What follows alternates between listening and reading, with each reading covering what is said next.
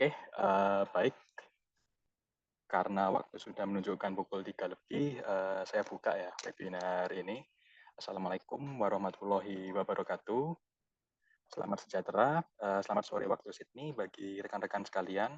Pertama-tama, marilah kita panjatkan puji syukur kepada Tuhan Yang Maha Esa yang telah memberikan kesehatan kepada kita semua sehingga kita dapat berkumpul di ruangan Zoom virtual di acara akademik writing webinar kali ini. Saya ingin menyapa para peserta webinar ini melalui platform Zoom.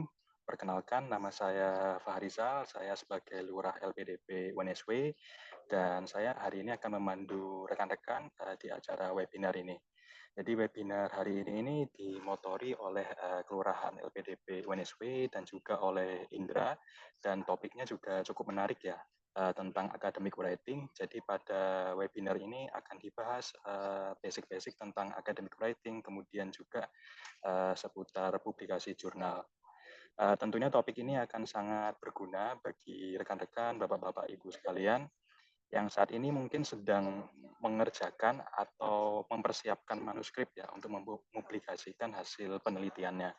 Jadi saya sendiri juga cukup excited nih untuk mengikuti webinar ini karena sedang dalam proses penyusunan tesis seperti itu gitu. Jadi sebelum acara dimulai, saya jelaskan sedikit tentang tata tertib webinar. Jadi pertama saya memohon kesediaannya kepada para peserta untuk mematikan mikrofon selama narasumber mempresentasikan materinya. Kemudian juga sebelum kita mulai, saya juga minta kesediaannya bagi para peserta untuk open kamera bagi yang tidak berhalangan. Jadi walaupun kita di ruangan Zoom virtual, tapi mungkin kita masih bisa mengenali ya wajah satu sama lain. Gitu. Kemudian untuk sesi pertanyaannya ini akan ada di akhir acara nanti setelah sesi 1 dan sesi 2. Jadi para peserta bisa raise hand untuk mengajukan pertanyaan atau bisa mengisi link slide yang nanti akan dibagikan seperti itu.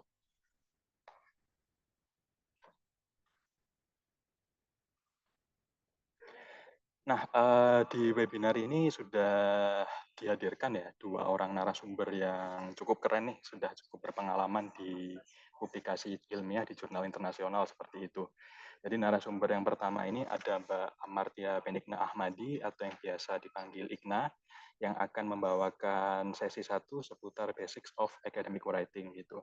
Jadi Mbak Igna ini adalah master student di program Food Process Engineering di School of Chemical Engineering di UNSW.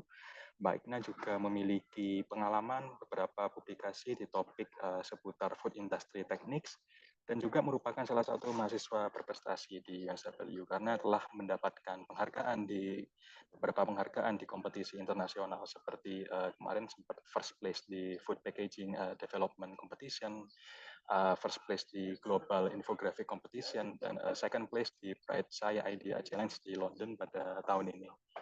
Nah, kemudian untuk sesi kedua akan dibawakan oleh Dr. Benny Wirawan atau biasa dipanggil Mas Benny, yang akan membawakan topik seputar cara mempublikasi jurnal penelitian.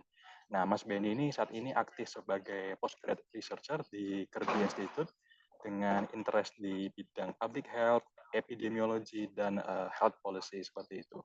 Selain itu, Mas Benny juga mempunyai pengalaman sebagai research officer di berbagai lembaga seperti Australian Dental Association, Policy Q Research, dan University of Notre Dame.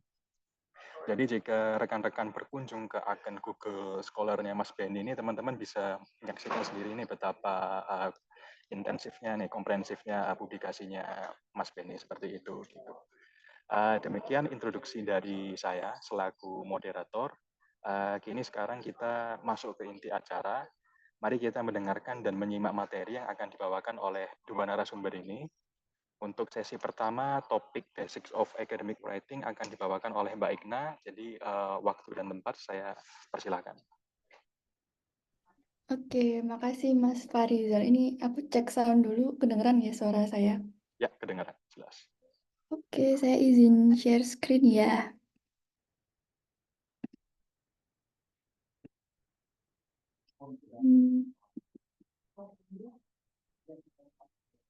Udah terlihat kah? Ya, sudah kelihatan. Oke, pertama-tama saya mau mengucapkan selamat sore waktu Sydney dan selamat siang di Jakarta kalau bagi yang di Indonesia, dan terima kasih buat Mas Farizal dari LPDP udah memberi kesempatan saya buat sedikit sharing-sharing di sore hari ini soal pengalaman saya tentang nulis paper. Nah, pertama-tama saya mau sedikit perkenalan. Jadi ya dari seperti udah dikenalkan sebelumnya, nama saya Ikna.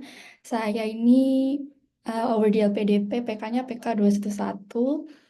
Dan saya sekarang Master Food Process Engineering dan saya mulainya September tahun lalu di term 3, dan karena saya programnya 4 term jadi bakal selesai bulan depan. Dan saya memang punya pengalaman nulis beberapa paper, tapi ini saya ceritain sedikit, ini tuh sebenarnya antara by accident gitu. Jadi ceritanya saya waktu lulus kuliah S1 2 tahun yang lalu, tahun 2022, itu saya sebagaimana orang-orang yang baru lulus S1, saya sempat bingung ini enaknya habis lulus S1 saya daftar kemana atau sekolah lagi atau kerja, tapi sambil nunggu-nunggu jawaban dari saya apply kerjaan gitu. Waktu itu saya curhat ke salah satu dosen saya yang kebetulan memang cukup dekat dengan saya gitu.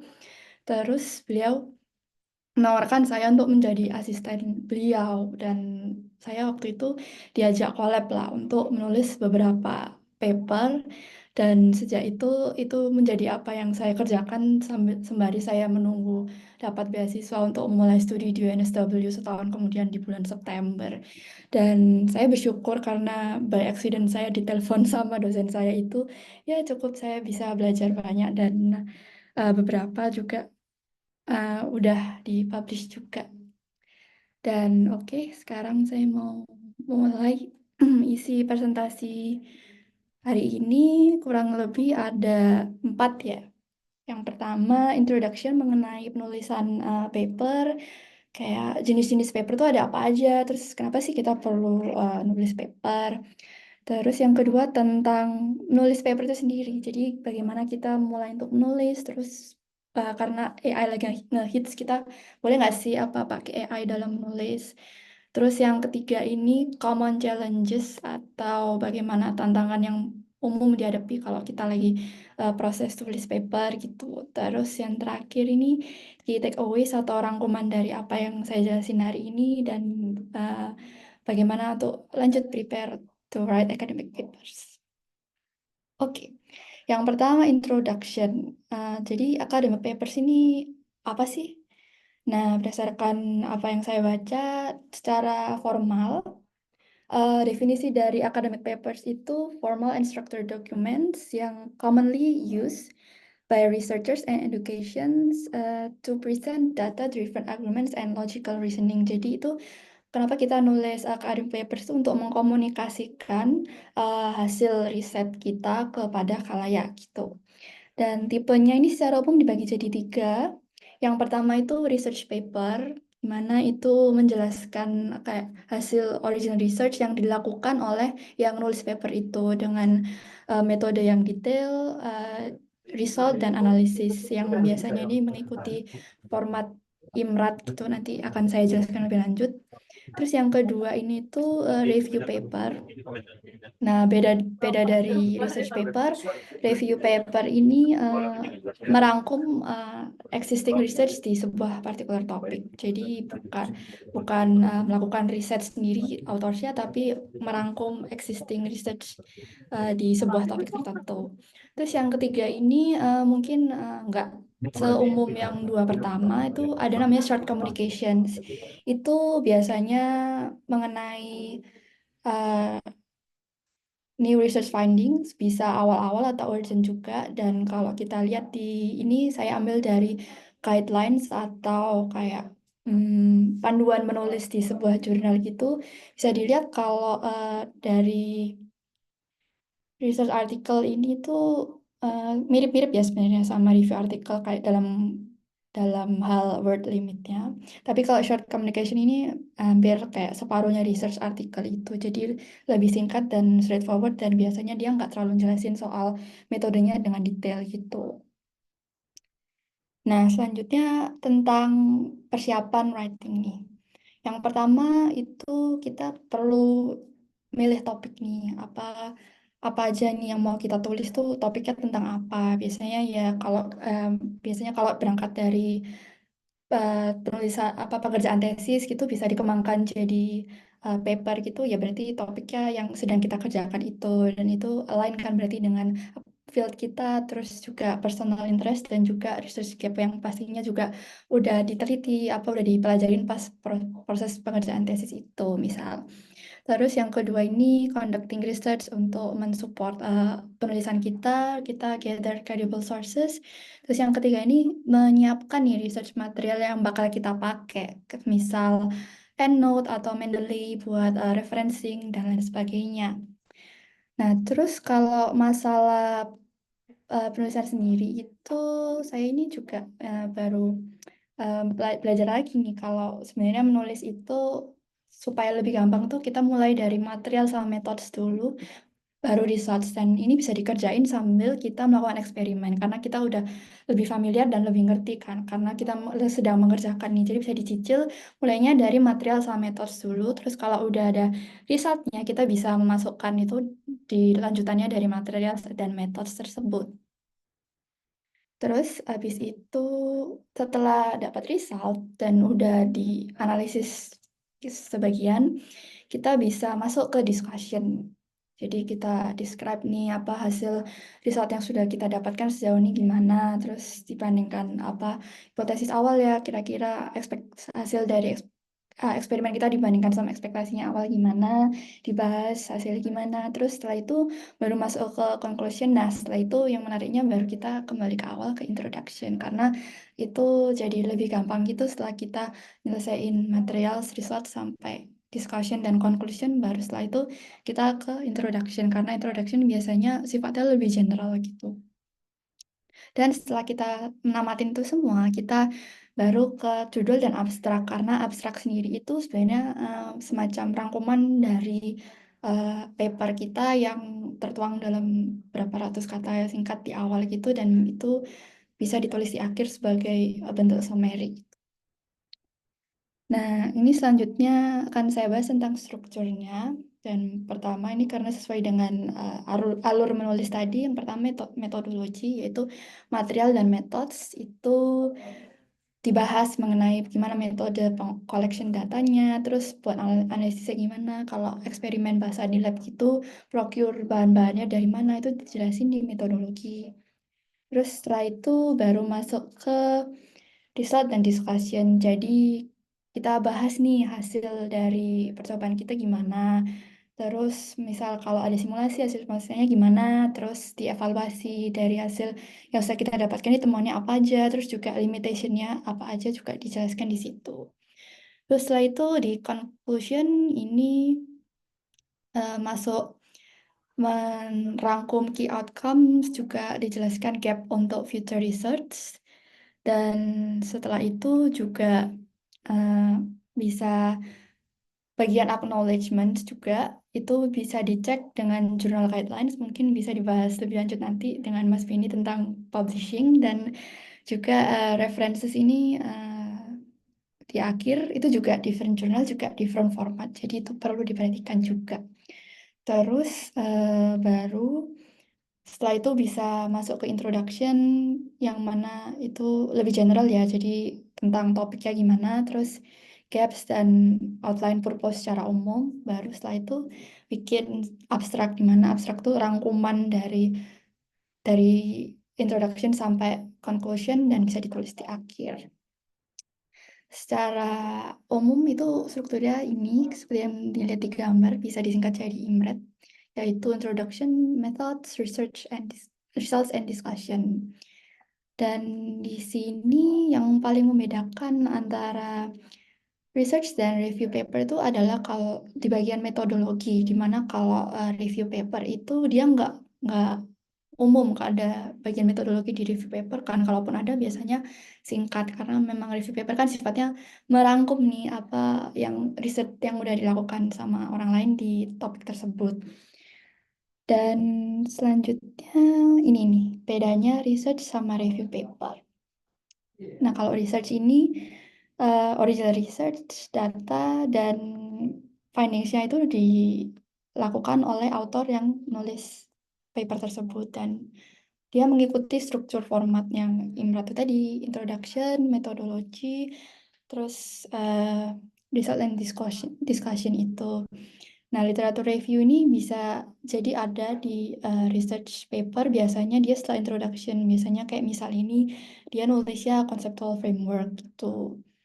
Nah, terus kalau review paper ini dia, summarize, merangkum existing research tentang topik tertentu, dan dia ini nggak mengikuti, format tertentu. Kayak misal ini saya ambil salah satu contoh, ini yang cukup singkat, ini langsung poin 1, 2, 3 gitu, kayak topik pembahasan ini langsung apa, terus baru discussion kayak merangkum itu, baru conclusion kayak, rangkuman dari yang 1 sampai 4, terus buat future, recommendation-nya apa aja, dan biasanya dari 1, 2, 3 ini bisa beranak sampai banyak gitu kalau review paper. Terus sekarang ini tentang introduction.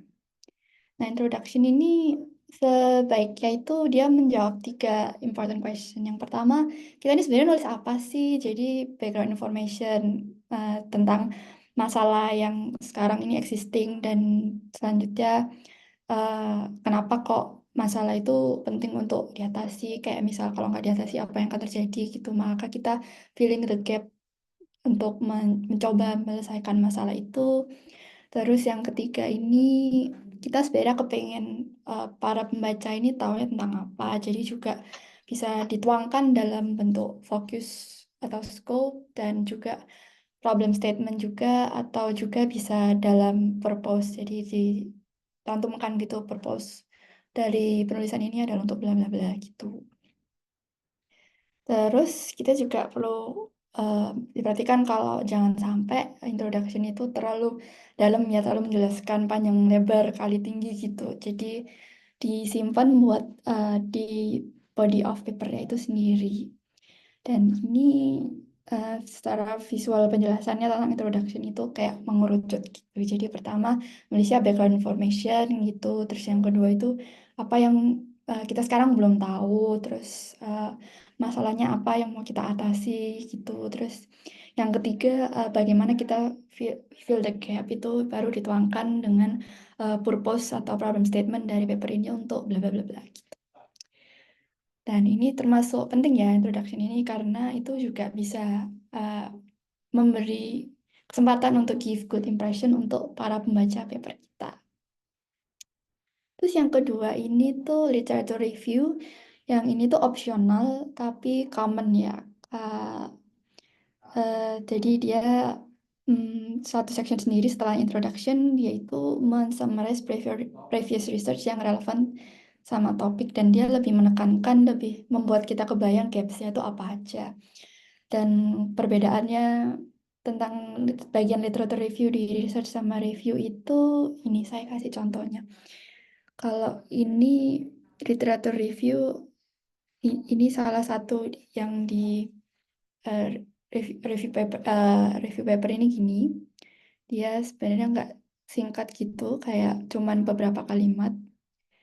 Sorry, yang tadi memang di research paper dia biasanya singkat, kayak nggak banyak gitu, kayak cuman beberapa paragraf aja. Ini ada section sendiri, tapi dia beranaknya cuman sampai 4 gitu.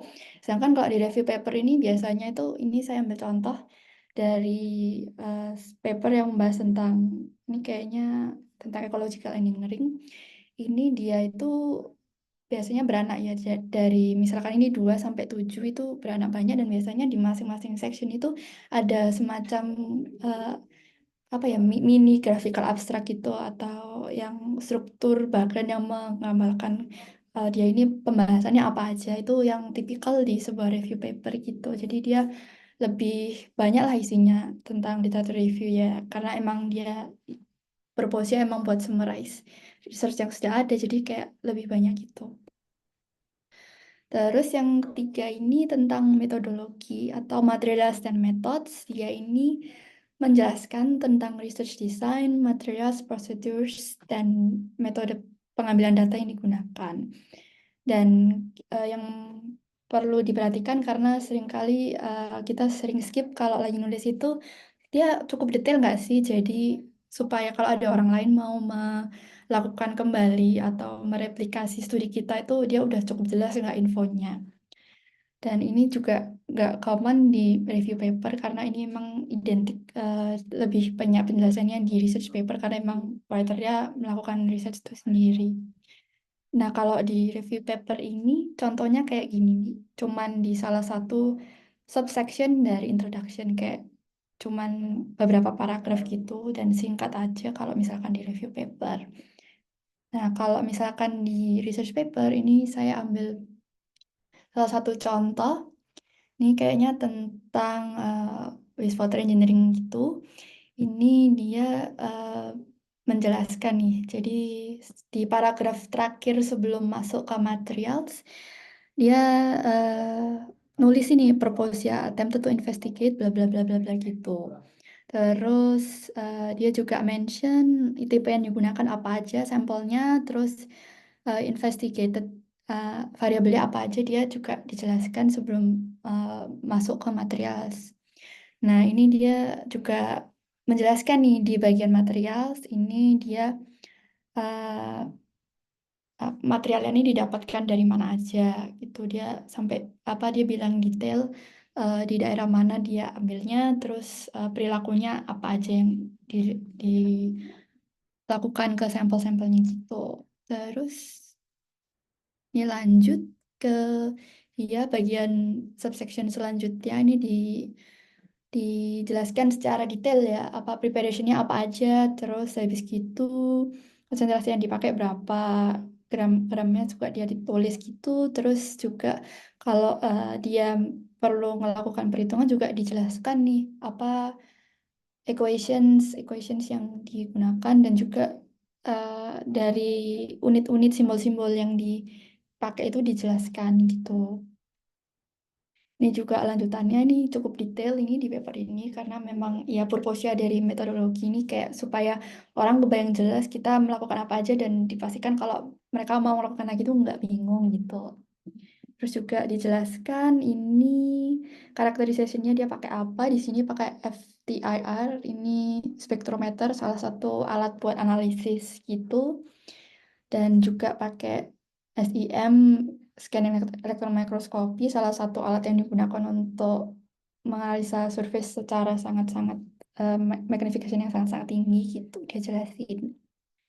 Nah, ini checklistnya kalau kita lagi nulis metodologi itu ini replicable nggak sih? Terus habis itu kita nge-repeat information atau enggak. Jadi dicek lagi jangan sampai redundant atau kita udah jelasin sebelumnya tapi dijelasin lagi gitu. Terus uh, kalau ada different method yang digunakan itu bisa dijelaskan di bagian discussion. Jadi memang metodologi ini fokus ke apa yang memang kita lakukan. Jadi kalau misal ada perbandingan sama metode-metode lain itu bisa dijelaskan di bagian discussion gitu. Nah, selanjutnya kita masuk ke results and discussion. Results and discussion ini mencakup apa aja sih sebenarnya? Nah, yang bagus itu sebaiknya ini follow sequential organization. Contohnya seperti yang di kanan ini dari paper sebelumnya. Ya di metodologi jelas ini di 2.4 tentang variasi adsorbent dosage dan di 2.5 variation of pH, variasi pH. Dan dia jelasin di bagian result ini runtut sesuai sama yang udah dijelasin di bagian metodologi. Dia jelaskan adsorbent dosage dulu, baru jelasin pH gitu contohnya. Terus juga kalau kita udah produce data itu bisa dituangkan dalam bentuk figure karena kita manusia visual itu lebih tertarik kalau melihat gambar-gambar daripada tulisan. Dan juga avoid speculation, terus juga kita tulis aja kalau ada anomali atau inconclusive results dan juga mention limitation dari apa yang sudah kita lakukan dan juga relate dengan apa yang others sudah lakukan. Contohnya kayak ini. Di sini yang di 331 di akhir dia juga results. Dia menyebutkan kalau results ini agreement dengan those reported in bla bla bla dan bla bla bla. Berarti dia relate to others what others have done. Terus dia juga mention di 332 ini ada interestingly in month of uh, CU2 plus atau Sabtu bla bla bla was higher than that also bla bla bla. Karena ada kalimat interesting berarti dia kayak menjelaskan adanya anomali gitu juga ditulis di bagian results and discussion ini. Nah, terus sekarang masuk ke bagian conclusion dan future recommendation. Yang pertama itu kita restate dulu problem statementnya apa. Terus baru kita masuk ke discussing main findings. Kita udah apa hasil yang sudah kita dapatkan dari riset yang kita udah lakukan, kemudian implikasinya dan praktisnya gimana. Terus yang ketiga ini there's no perfect research. Jadi dia kalau ada shortcomings dan limitation itu ditulis aja karena bisa buat evaluasi nyambung ke yang bagian terakhir ini look to the future, yaitu apa lesson learn-nya yang bisa jadi saran untuk penelitian selanjutnya gitu. Nah, yang ini tentang references. Dan kapan sih kita perlu reference? Itu adalah saat kita express author atau author's ideas in our words, atau kita parafrase, atau kita directly quote their words. Kita juga perlu references data dan image yang kita temukan di dalam source kita. Terus juga ini ada macam-macam ya tipe references, tergantung kita mau ngumpulin atau publish hasil karya kita tuh di mana. Misal kalau untuk tesis di kampus itu pakai yang ini, atau kalau kita mau eh, nulis paper di sebuah jurnal itu dia pakai misal Harvard gitu, kita harus memperhatikan juga. Dan ini tuh bisa beda-beda banget ya. Dan salah satu eh, tools yang bisa kita pakai untuk membantu kita referencing itu bisa pakai Zotero atau Mendeley. Itu juga bisa dipakai karena kita bisa langsung merubah formatnya sesuai apa yang diminta sama jurnal atau tempat kita ngumpulin itu dengan gampang kalau pakai Mendeley atau yang lain gitu. Nah, setelah selesai semua itu final touch-nya ini keywords. Biasanya kalau kita mau ngumpulin jurnal atau mau submit jurnal itu, submit paper buat dimasukin ke jurnal itu, mereka minta kita masukin keywords atau kata kunci lah ya istilahnya. Itu indicate general subject kita tentang apa papernya, tapi nggak terlalu luas juga. Terus cara cara cari taunya apakah kira-kira keyword itu sesuai itu bisa dites. Jadi kita search nih keyword yang mau kita pakai, terus apakah hasil yang keluar itu udah mirip-mirip apa belum sama yang kita tulis gitu. Terus juga ada residual requirements, bisa highlights ini kalimat-kalimat pendek yang mencakup intisari dari apa yang kita lakukan. Ini contohnya yang di kiri bawah ini itu kayak sangat padat dan jelas ya, cuman 4 bullet points gitu, tapi dia menunjukkan dari penelitian itu findingsnya apa aja gitu. Terus juga ada ethics declaration, itu biasanya di paper-paper yang di sebuah jurnal-jurnal itu biasanya mereka ada list kita harus mendeklarasi competing interest atau apa gitu-gitu, atau kalau misalkan studi tentang apa mencakup hewan atau bla bla bla gitu juga dicantumkan gitu, biasanya ada di guideline-nya. Terus acknowledgement juga kayak kalau mau acknowledgement misalkan pe- itu penelitiannya disupport oleh grant tuh biasanya bisa acknowledge juga di situ. Terus juga dicek formatnya karena tiap jurnal itu juga bisa beda-beda formatnya. Terus ini nih yang menarik ini soal AI in research, karena emang si AI ini ada ngehits banget di mana-mana ya. Dan ini saya ambil dari jurnal Elsevier. Itu di Guide of Authors-nya ini bukan dilarang secara eksplisit, dan ini cuman dibilang kalau generative AI ini hanya boleh digunakan untuk improve the readability dan language. Kayak misal pemilihan katanya itu atau pengaturan kalimatnya gimana supaya bisa lebih enak dan lebih mudah untuk dimengerti, lebih enak dibaca dan lebih mudah untuk dimengerti. Dan eh, ini nggak nggak boleh ya di sini untuk penggunaan AI itu untuk analyze dan draw insights dari data. Dari jadi cuman boleh buat untuk mengimprove kalimat yang kita gunakan gitu, dan juga nggak boleh tulis ya AI Assisted Technologies itu sebagai author atau co-author gitu. Ini juga dari jurnal-jurnal lain juga mereka sama-sama yang no ini authorship itu juga no, jadi nggak boleh melibatkan AI dalam penulisan, cuman cuman boleh untuk improve bahasa aja gitu. Nah, ini salah satu contoh Declaration of Generative AI di salah satu paper yang saya temukan, yaitu ini dia nulis kalau we use ChatGPT for copy editing many sections, dan juga si ini use ChatGPT untuk some word choice options, terus yang ini use ChatGPT untuk take her initial drafting notes dan offer organizational outline. Terus di akhir dia bilang kalau all authors sudah review and edit the content as needed and take full responsibility for the content of the publication. Tuh.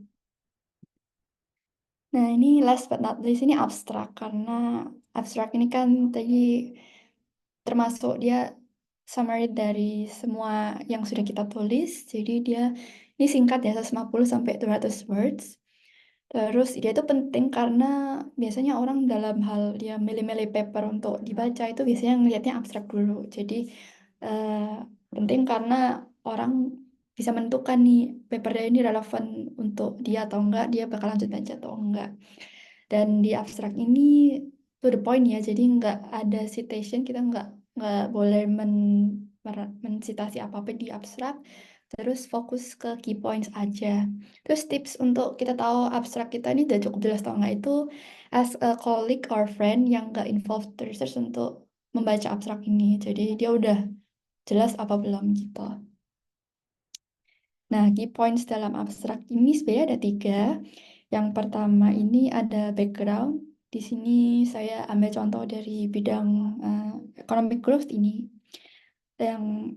Yang dimana yang di highlight biru ini dia menjelaskan secara umum masalahnya apa, kondisinya gimana, terus masalahnya apa, however, bla bla bla. Terus setelah itu lanjut ke metodologi. Dia pakai modelnya namanya SFA ini, terus datanya dari sini, dari tahun berapa sampai berapa. Terus setelah itu langsung ke results and discussion, results and conclusion. Jadi findingnya angkanya berapa yang dia temukan, terus conclusion bla bla bla, hasilnya gimana, dan dia juga state kalau we propose some policy actions gitu untuk next step-nya.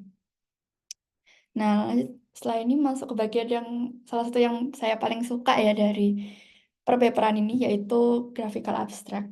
Ini ada 2 saya ambil contoh. Ini kalau kita sebagai pembaca awam ini jadi bisa melihat ya kalau antara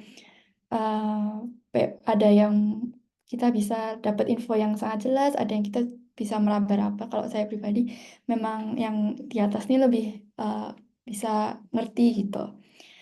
Nah, sebenarnya graphical abstract ini tuh apa sih isinya? Itu sebenarnya intisarinya ada 3. Itu introduce konteks risetnya, terus yang tengah ini showcase our methodology, yang terakhir itu gimana kita explain main outcome of our work. Nah, contohnya tuh kayak gini. Ini saya ambil dari Elsevier juga. Ini di sini ada apa backgroundnya, introduction, terus metodologinya juga. Terus setelah itu dia juga nulis conclusion di sini. Terus dari bidang sosial saya juga ngambil ini yang langsung dibentuk tabel tapi juga jelas juga. Ini konteks researchnya bagaimana, terus metodenya gimana, terus findingsnya secara umum apa gitu. Nah, yang ketiga ini saya bahas tentang Common Writing Challenge. Yang pertama ini writer's block atau kalau kita udah buntu kayak mau nulis apa gitu. Pertama, saran saya ini identify distraction, kayak kita yang bottleneck kita dalam menulis itu apa aja, terus kita mencoba untuk menyingkirkan itu. Misal kalau kita bisanya cuma fokus kalau di ruangan sendiri, ya udah kita cari ruangan sepi gitu. Terus ya udah kadang kita juga terlalu mikir kalau mau nulis gitu. Just do it, just write aja nanti di refine setelahnya itu. Terus yang kedua mungkin time management. Ini kayaknya permasalahan segala umat di dunia ya, time management ini. Saran saya yang juga saya belajar ini lagi bagaimana kita set schedule. Jadi dalam sehari itu kita mau ngapa-ngapain dari jam berapa sampai jam berapa. Terus juga breakdown task into smaller achievable things. Jadi kayak misal harus nulis esai, terus kayak harus membreakdown dari section-section ini tuh ditulis aja gitu. Jadi lebih lebih tertata gitu. Terus kadang ini research fatigue ini mirip-mirip ya sama writer's block, kayak bingung juga ini temanya apa lagi. Terus saran saya yang saya ini juga lagi belajar tuh ya bikin research plan, kayak bikin outline-nya itu gimana.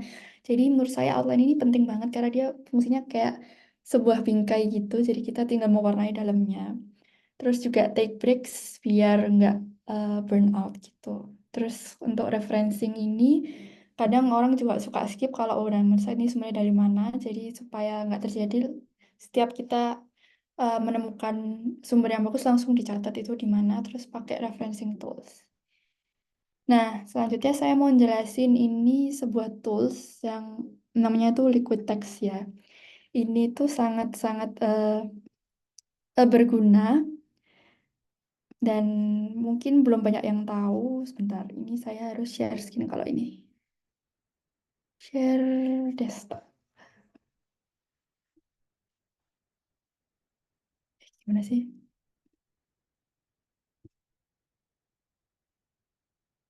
Ya ampun.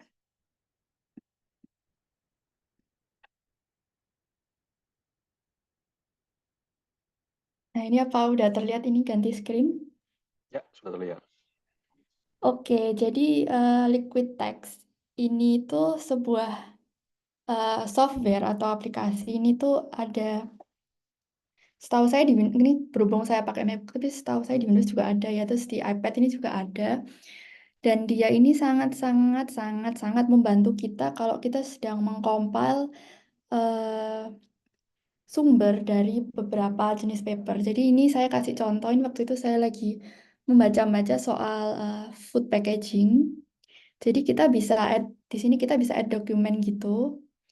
Misal dari kita download paper kita nanti bisa masuk ke sebuah workplace kita di sini. Dan itu bisa dalam satu workplace ini bisa ada banyak paper gitu ya yang bisa kita baca gitu. Nah, yang menarik di sini, si liquid text ini kita tuh bisa meng-highlight, terus kita bisa ngasih warna gitu kalau itu udah umum lah ya. Kalau ini tuh dia bisa auto excerpt, maksudnya kita ini kayak ngambil sedikit dari section paper itu dan kita tuh bisa eh, menggabungkan dia sama info-info dari paper lain yang kira-kira mirip. Misal ini, waktu itu saya lagi nyari tentang background nih dari eh, ini tentang meat alternatif yang maaf bukan food packaging. Ini tentang meat alternatif. Kenapa kok waktu itu saya sedang lagi nyari info kenapa kok riset ini tuh penting. Jadi seperti ini di sini di paper yang ini kalimat ini saya nemu nih. Oh ini bisa dijadikan eh, latar latar belakang. Itu saya auto excerpt terus ditaruh di sebelah kanan ini ada workspace. Kita bisa nulis, bisa naruh macam-macam di sebelah kanan ini. Terus saya baca paper lain nih. Mana ya? Paper lain di sini. Kayak 30% global warming and climate change originate from the food industry in the present day. Oh, ini juga bisa jadi latar belakang di penelitian saya. Jadi di auto accept nanti itu digabungkan gitu, bisa digabungkan sama yang tadi udah ditemui buat bisa jadi rangkuman di latar belakang gitu. Nah, terus yang canggih dari Liquid Text ini, dia ini sekarang udah mengintegrate AI, yaitu ChatGPT di sini. Kita bisa nanya nih, misal di sini saya tanya, explain extrusion technology in meat alternatives production. Nah, dia dia nanti bakal analyze dokumen yang udah kita masukkan di workplace itu dan dia akan mengcompile informasi-informasi yang ada gitu. Misal extrusion technology bla bla bla bla bla. Terus dia dapat ini dari dokumen yang ini misal. Dia menunjukkan itu di bagian yang mana. menurut saya ini salah satu uh, tools atau aplikasi yang bisa dipakai untuk kita dalam ngerjain tugas atau nulis paper, nulis tesis dan lain sebagainya itu sangat-sangat membantu karena kita bisa menyatukan berbagai sumber untuk membentuk suatu apa ya kayak informasi baru gitu. Itu sekian itu sekilas tentang liquid text sih. Dan ini juga ada di iPad juga. Jadi kalau yang punya iPad itu bisa kayak langsung nulis-nulis di iPad dan langsung nongol di sini juga gitu. Terus di sini juga bisa apa sih namanya? Kita uh, take note sendiri. Misal kita nambahin notes or background, misalkan challenges, bla bla bla gitu kita juga bisa nulis di sini terus bisa di eh, gabung sama yang kita udah temukan gitu. Jadi kayak apa namanya? Bisa lebih jelas gitulah info-info yang nanti mau dipakai apa gitu. Misal jadikan satu gitu. Oke, terus saya balik lagi sekarang masuk ke key takeaways dari hari ini. Yang pertama itu dalam kita menulis paper itu start with clear topic dan strong research question. Jadi kita pastikan kalau topik yang kita tulis itu jelas, mesti skopnya juga jelas, masalah yang mau kita atas itu apa, jangan sampai dia melebar kemana-mana. Terus yang kedua itu organize well with clear structure. Jadi sebagaimana yang sudah saya jelaskan sebelumnya, kita pastikan dulu udah tahu kayak material metodenya ini gimana. Terus misal kita melakukan literature review itu kita scope-nya sampai mana itu ditulis dulu outline-nya. Jadi kita nanti tinggal ngisi-ngisi isinya gitu lebih gampang ngerjainnya. Terus revise dan edit multiple times, seek feedback di awal. Jadi biasanya Eh, kan kalau nulis jurnal ini kan biasanya multiple authors ya kayak kita kerja sama dengan seorang itu kayak saling kasih feedback dari kerjaan so far ini gimana.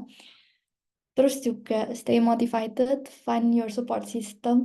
eh, Kalau supaya kita bisa tetap semangat nggak burn out gitu, nggak salah kok rely on support system karena memang itu sistem untuk support kita. Kayak kita bisa sharing ke keluarga, ke teman yang dekat sama kita kayak challenge kita itu apa aja. Terus yang terakhir take it easy aja dalam menulis paper jurnal menurut saya. Dan kita manusia biasa kalau kita mengalami kejenuhan atau kebuntuan dalam nulis itu wajar kok, tapi asal kita eh, bisa tahu cara bagaimana supaya kita semangat lagi dan juga ambil langkah-langkah konkret supaya bisa terlewati nanti semuanya akan baik-baik saja.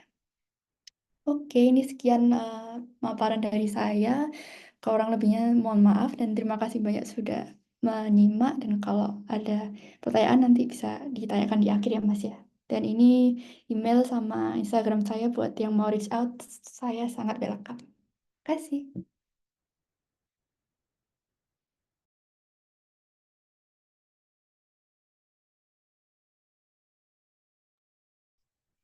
Oke, presentasi yang sangat menarik nih dari Igna. Terima kasih banyak kepada Igna yang sudah memaparkan materinya yang luar biasa. Pembahasannya cukup lengkap dan mudah diikuti oleh kami, menjelaskan tentang struktur publikasi ilmiah, kemudian juga ada tadi perbedaan research dan review paper, dan juga sempat menyinggung nih penggunaan AI dalam publikasi. Jadi kalau saya pribadi ada banyak hal yang saya baru tahu ya dari penjelasannya Igna barusan, seperti misalnya tidak boleh cite penulis lain di abstrak, kemudian juga penjelasan seputar graphical abstract tadi. Juga menarik tadi ini sempat memperkenalkan tool liquid text nih, karena saya ini selalu kesulitan ya untuk bisa compare findings dari berbagai jurnal seperti itu. Jadi saya yakin kita semua bisa learn something new dari presentasinya Igna. Oke, selanjutnya kita lanjut ke sesi kedua dengan topik publishing your paper yang akan dibawakan oleh Mas Beni. Jadi untuk waktu dan tempat saya persilahkan. Apa sih Mas Fari? Saya belum bisa share screen.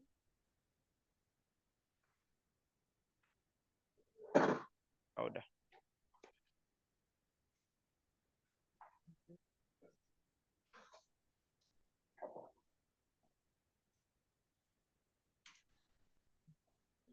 Screen-nya kelihatan ya? Halo? Screen-nya nggak full layar ya, Mas Benny? Screen-nya udah full belum? Enggak. Nggak full layar. Oh iya, Seperti ada zoom-nya gitu ya. bentar.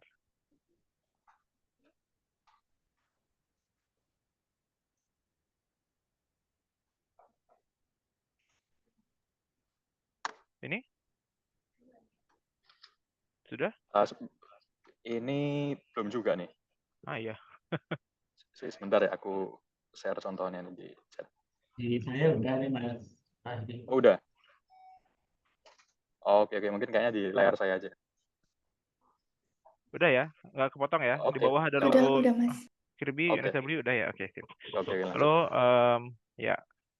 Makasih semua, makasih waktunya Mas Fahri, makasih teman-teman LPDP Kelurahan UNSW.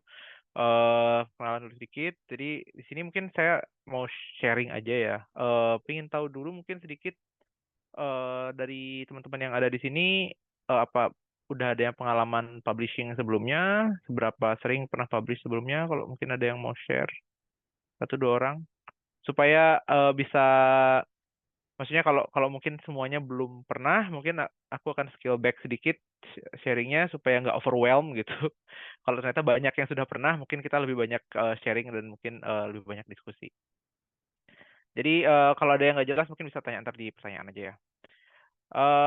Oh ada yang feedback komen. Oh belum pernah. Oh Mas Fahri belum pernah publish. Oke. Ya kita mungkin kalau gitu mungkin akan kita sharing lebih banyak. Jadi perkenalan sedikit. Nama aku Benny. Jadi saat ini posisinya sebagai University Sponsor Student di Kirby Institute UNSW, jadi Faculty of Medicine. Fokus penelitian saya itu di HIV, health promotion, promosi kesehatan, dan ada cabang ilmu baru namanya implementation science. Intinya hilirisasi, gimana mengimplementasikan suatu inovasi atau teknologi baru di organisasi atau di masyarakat. Dan saya selalu open to collaborate. Please hit me up di LinkedIn, ada QR code-nya. Bisa scan QR code di layar untuk connect di LinkedIn. Oke. Jadi mungkin teman-teman yang ini, terutama publikasi ini sebenarnya lebih relevan atau malah mungkin hanya relevan ya, tapi lebih relevan pada teman-teman yang akan berkarir di akademia. Akademia itu artinya university, research center, pusat penelitian, atau mungkin juga beberapa NGO dan lembaga internasional. Kalau misalnya kalau di kesehatan mungkin yang kerja di WHO, yang mau kerja di WHO, yang mau kerja di Global Fund, itu mungkin sangat relevan tentang bagaimana cara publishing, karena itu sangat membantu untuk karir. Jadi emang ada perkembangannya. Dulu mungkin kita cuma mau yang penting publish or perish. Makin lama makin akhirnya publishnya harus di high impact journal. Makin ke sini tuntutannya makin tinggi. Jadi itu yang harus menjadi motivasi kita untuk tetap berkarya gitu ya. Tapi kembali ke esensi publishing, karena budaya yang menekan kita tadi itu mungkin akan membuat kita terpressure atau merasa terdesak untuk publish, sehingga kita mengambil jalan pintas. Jadi ketika supaya menghindari itu, kita kembali ke esensinya publishing itu tidak hanya untuk karir. Jadi karir itu kalau saya malah taruh di tujuan ketiga gitu ya, untuk membangun portofolio. Dulu waktu awal-awal publish juga saya itu tujuan pertama, tapi makin ke sini setelah 5 tahun kerja di akademia sebagai assistant research sampai sekarang jadi PhD student, publishing itu lebih pertama untuk mendiseminasikan hasil. Jadi biar orang tahu kita kerjain apa gitu kan. Ini dosanya banyak akademisi di Indonesia, penelitian, tapi nggak banyak ditulis, nggak banyak dipublish. Peneliti di sini juga, by the way, peneliti UNSW banyak banget dudukin data yang nggak dipublish itu. Jadi kayak kasihan sebenarnya subjeknya. Kalau di kesehatan mereka udah kita minta datanya, kita kuesioner, kita wawancara segala macam, tapi habis itu datanya nggak membantu siapa-siapa gitu kan. Nah, jadi itu pertama harus di-publish. Yang kedua adalah untuk menemukan kolaborator. Jadi ketika data kita publish, orang akan tahu bahwa kita pernah ngerjain apa, dan dari orang tahu kita pernah ngerjain apa, itu yang akan kita mengundang kolaborator lain di masa depan yang akan menambah karya kita lagi gitu ya. Jadi semakin kita publish, semakin banyak kita bisa berkarya. Pengalaman pribadi, karena satu paper yang saya publish, saya pernah waktu zaman COVID itu pernah di hit up sama Sinovac yang produsen vaksin, untuk mereka juga mau kolaborasi untuk kita membantu memasarkan vaksinnya mereka. Jadi mereka minta dibikinkan penelitian tentang vaksin demand. Jadi seberapa sih masyarakat Indonesia mau menerima vaksin dari berbagai merek gitu. Nah, itu kita hit up karena mereka tahu saya pernah nulis tentang vaksin acceptance, penerimaan vaksin di masyarakat. Gitu. Jadi ini tujuan-tujuan untuk publish. Nah, setelah kita termotivasi nih untuk publish, gimana sih caranya publish gitu ya? Now what gitu kan? Udah pingin publish nih, udah pingin banget menggebu publish, now what? Tadi mungkin udah ada papernya, malah udah dari ini ya Mbak siapa tadi panggilannya Mbak? Amar Ikna, bukan apa? Mas. Ikna ya, sorry bukan. Aku ingat bukan namanya yang ditulis. Mbak Ikna. Ya, jadi mungkin udah ada papernya, tapi habis itu gimana sekarang gitu kan? Nah, jadi ini kurang lebih buat teman-teman yang belum pernah publish, ini kurang lebih proses dari kita punya paper sampai kita publish itu kurang lebih seperti ini. Jadi kita punya paper, kita pertama harus harus cari jurnalnya dulu, mau publish di mana. Kalau udah ketemu jurnalnya, kita udah pilih jurnal mana yang mau kita publish, kita submit. Kalau udah disubmit, kemungkinan akan ada revisi minor atau mayor, itu tergantung kualitas jurnalnya, tergantung keresean reviewernya. Sorry to say. Dan itu habis itu kalau udah semuanya all good and done, maka papernya akan publish. Tapi dalam prosesnya ini it can go wrong in so many different steps gitu. Jadi kayak habis submit ke paper ke jurnal A, langsung ditolak sama editor, kita cari jurnal lain. Udah submit, udah revisi, bisa revisi udah 2 kali, ditolak, balik lagi ke jurnal, nyari jurnal lain. Jadi itu kayak jangan putus asa, karena emang prosesnya kayak gitu, semua paper mengalami hal yang sama, semua peneliti mengalami hal yang sama. Nah, kembali ke diagram ini, mari kita bahas in sequence gitu ya, dari awal sampai akhir. Yang pertama adalah gimana caranya memilih jurnal yang tepat gitu ya. Jadi kalau katanya Sun Tzu, ini saya banyak pakai meme, sorry if it's cringy, intinya battle atau pertempuran itu dimenangkan ketika Anda tahu musuh Anda dan tahu diri Anda. Jadi ketika kita bawa itu ke paper, maka itu artinya adalah Anda harus tahu paper Anda itu isinya apa, paper kita isinya apa, dan harus tahu jurnal yang kita tuju itu mintanya atau maunya seperti apa, gitu kan. Apa yang dimaksud dengan tahu paper Anda apa? Anda yang paling tahu tentang paper, kita semua paling tahu tentang apa yang kita kerjakan, teman-teman paling tahu tentang apa yang teman-teman kerjakan di papernya masing-masing, penelitiannya masing-masing. Tapi yang lebih penting itulah selain tahu metodologinya, tahu datanya, tahu cara analisanya, statistiknya kayak gimana, yang mungkin paling penting ketika kita mau memilih atau mau mempublish sesuatu adalah cerita apa yang diceritakan dari paper itu. Cerita itu tergantung bidang ilmu masing-masing. Kalau saya dari kesehatan masyarakat, maka cerita yang mungkin muncul bisa kenapa temuan saya penting untuk masyarakat tertentu, kenapa ini penting untuk mempengaruhi policy, kebijakan, kenapa ceritanya ini penting atau menarik, mungkin nggak pernah ketemu sebelumnya, tapi intinya harus tahu apa yang penting, menarik, dan unik dari data yang teman-teman punya dan akan publish. Itu yang mungkin saya banyak lihat kalau ngelihat jurnal-jurnal atau paper-paper dari jurnal-jurnal Sinta 3 ke bawah di Indonesia, itu biasanya mereka tulisannya tidak bisa mempresent karya tulis mereka dengan cara yang kenapa sih paper Anda penting untuk kita baca gitu, atau kenapa paper Anda ya penting untuk dipublikasikan gitu kan. Habis itu yang kedua, setelah kita tahu paper kita ceritanya tentang apa, kita harus mencari jurnal yang memang mempublikasikan paper-paper dengan cerita yang sama gitu. Misalnya, dan bukan cuma tentang bidang ilmunya. Misalnya kalau saya penelitian di HIV, banyak banget di jurnal HIV.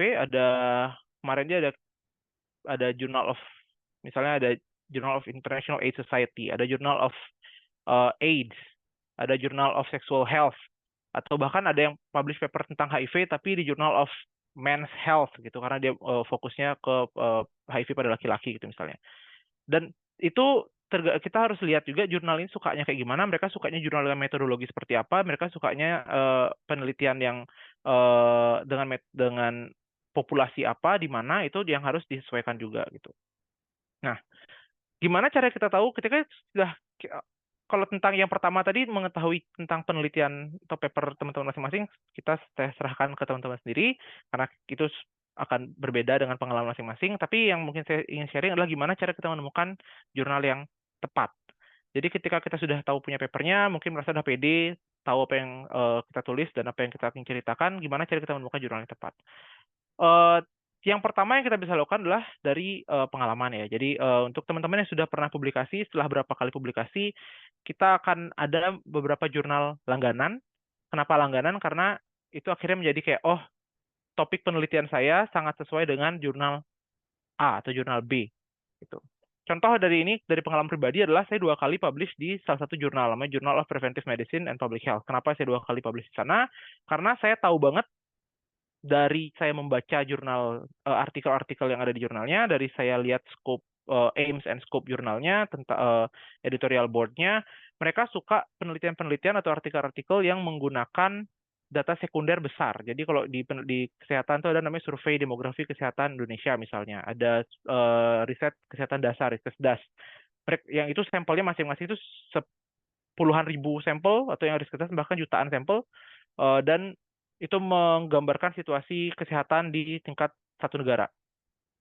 Mereka suka jurnal-jurnal kayak gitu, dan banyak peneliti Indonesia juga yang publish di jurnal ini menggunakan data survei demografi kesehatan Indonesia tadi, survei dan riset kesehatan dasar. Jadi saya tahu ketika saya menulis sesuatu menggunakan data itu, mereka akan suka.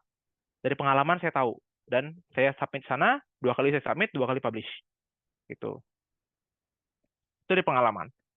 Yang kedua adalah ask your mentor. Jadi sebaiknya penelitian itu tidak dikerjakan secara terisolasi ya. Jadi jangan coba ini juga saya waktu kuliah pertama nyoba peneliti mungkin melakukan kesalahan sama itu, kita kayak mau nyoba sendiri gitu.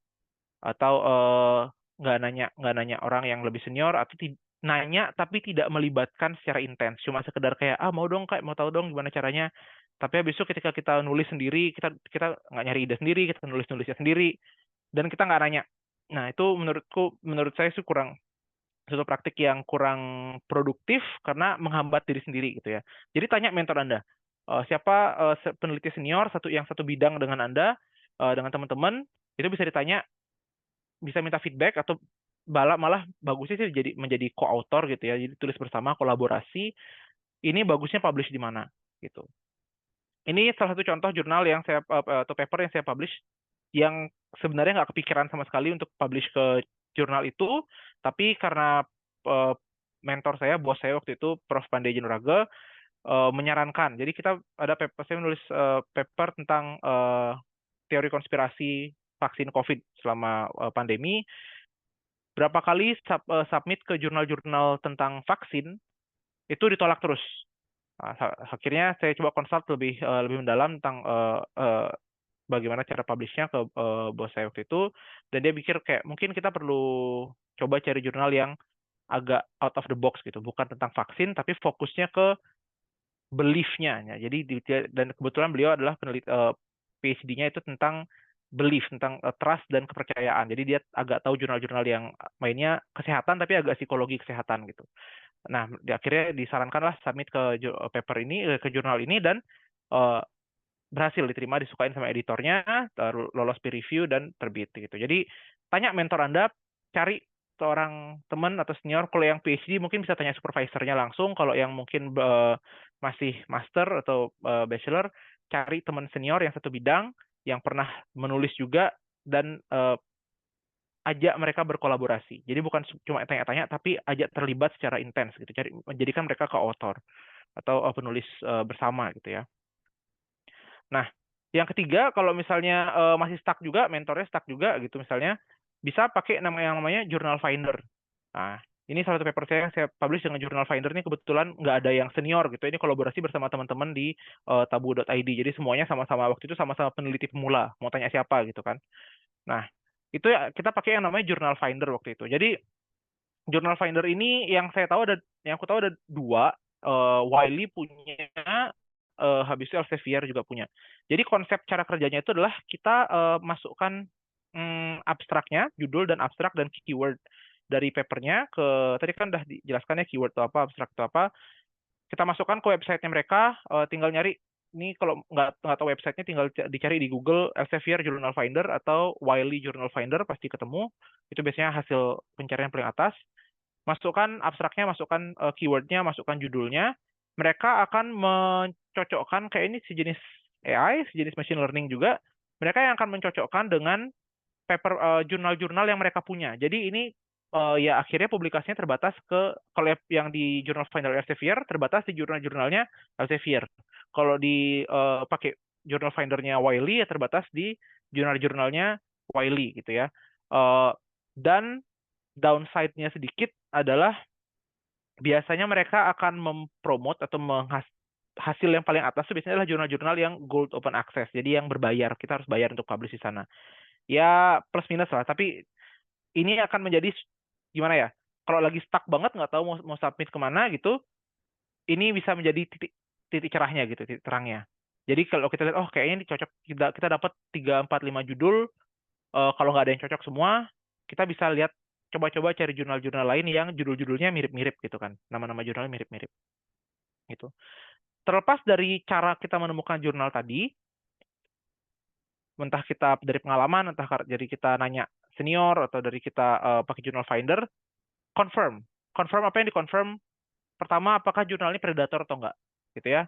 Yang kedua, apakah jurnal ini benar-benar sesuai scope dan aim-nya, dan jurnal-jurnal yang pernah mereka paper-paper yang pernah mereka publish itu sesuai dengan paper yang kita punya gitu, dengan artikel kita. Gimana caranya confirm gitu? Pertama kita lihat aims dan scope-nya. Ini tadi contohnya adalah jurnal yang personal individual difference. Ini contoh jurnal yang tadi kalau lihat di atas itu aku publish yang ini. Nah, jadi kita lihat scope-nya apa sih? Mereka mintanya manuskrip yang seperti apa? Mereka adalah jurnal-jurnal yang mereka mintanya pendekatan individual untuk jadi perbedaan, mereka minta jurnal-jurnal yang menggambarkan perbedaan individual dan efeknya pada berbagai bidang, nggak cuma kesehatan gitu bahkan ya. Misal yang full psikologi, bisa pada perilaku. Jadi intinya mereka minta jurnal-jurnal seperti itu. Dan kebetulan conspiracy belief itu sebagaimana saya digambarkan dalam paperku waktu itu sangat digambarkan sebagai sesuatu yang sangat individual. Jadi cocok dengan apa yang mereka minta gitu ya. Nah, habis itu juga lihat apakah mereka pernah publish paper-paper dengan topik yang sama. Misalnya untuk paper yang ini kan dapat dari Journal Finder juga. Aku nggak yakin itu waktu ini nama jurnal adalah Egyptian Journal of Forensic Sciences. Jadi jurnal dari Mesir gitu ya, Q3, Scopus Q3, jadi agak dodgy dikit. Aku nggak yakin pertamanya, dan aku cek apakah dia pernah publish jurnal atau paper-paper tentang topiknya itu kan aku papernya adalah tentang gender based violence. Jadi apakah mereka pernah publish tentang gender based violence? Dan ternyata dalam 2 tahun 3 tahun terakhir waktu itu mereka ada publish 4 paper lain selain paperku ini, 5 termasuk paperku kan. Dan aku lihat oke, dia kayak belakangannya mereka suka publish tentang gender based violence, kita coba aja gitu kan. Dan yang habisnya yang penting juga itu adalah dicek apakah apakah paper kalian itu apakah jurnal yang ditemukan tadi itu predator atau enggak gitu ya. Gimana cara ngeceknya untuk predator atau enggak? Itu bisa ngelihat dari indeksasinya. Elsevier dan Scopus ini, dari Scopus yang biasa kita pakai, ada Web of Science juga. Tetap harus hati-hati karena banyak juga ada yang namanya hijack journal. Jadi jurnal yang entah gimana ceritanya di database Scopusnya, websitenya diganti gitu. Jadinya malah nge-linknya websitenya itu ke website lain.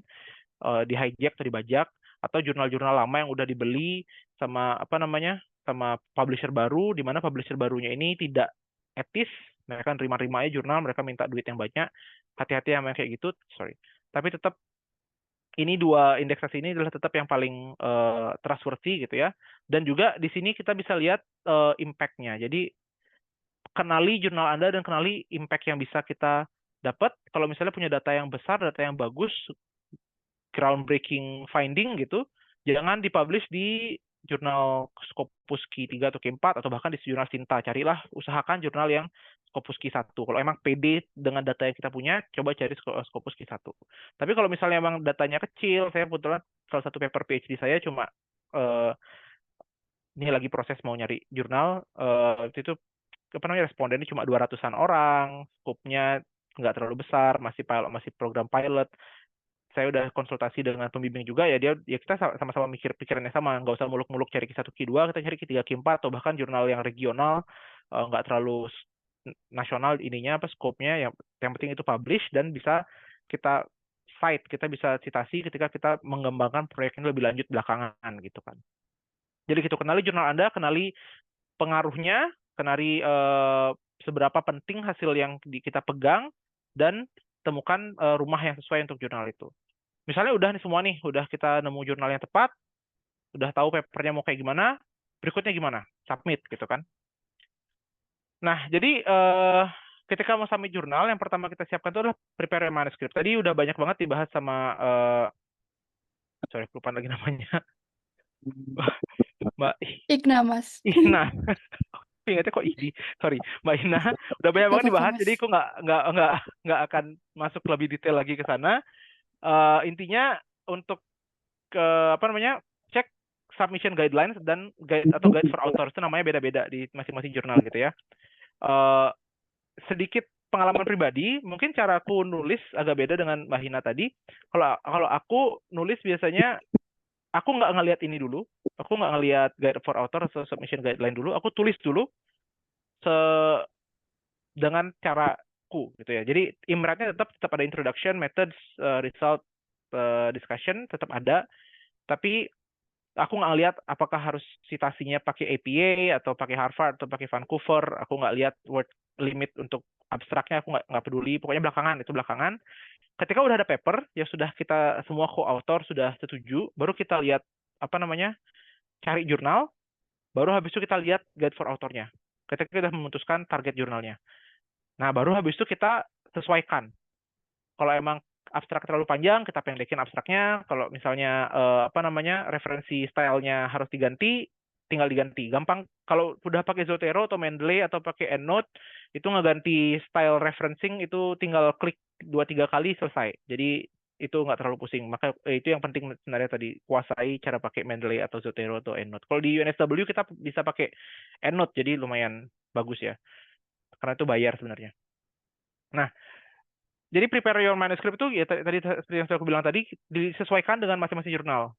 Abstraknya kepanjangan atau enggak? Biasanya itu 25, ada yang ngasih 350 kata, ada yang ngasih 250 kata, ada yang ngasih cuma 200 kata. Kalau perlu ditulis ulang. Sebenarnya ini masih gray area, tapi untuk menulis ulang atau paraphrasing menurutku nggak masalah, bisa pakai AI di sini. Jadi kita udah punya nih abstrak yang kita bikin sendiri. Ternyata kita harus pendekin jadi 250 kata gitu. Masukin ke ChatGPT, minta rewrite this to 250 words or less. Dia akan keluarin, cek ulang. Tetap selalu dicek kerjaan AI karena sering salah. Pastikan mereka menyingkat kalimat itu tetap menyampaikan sesuatu yang kita mau gitu. Karena ada nuance-nya kan. Ada gimana ya, kayak perbedaan yang minor dari pemilihan kata itu bisa menghasilkan interpretasi yang beda. Dan kalau di penelitian nih, baru bimbingan hari Senin kemarin, kita harus precise, kata-katanya harus precise.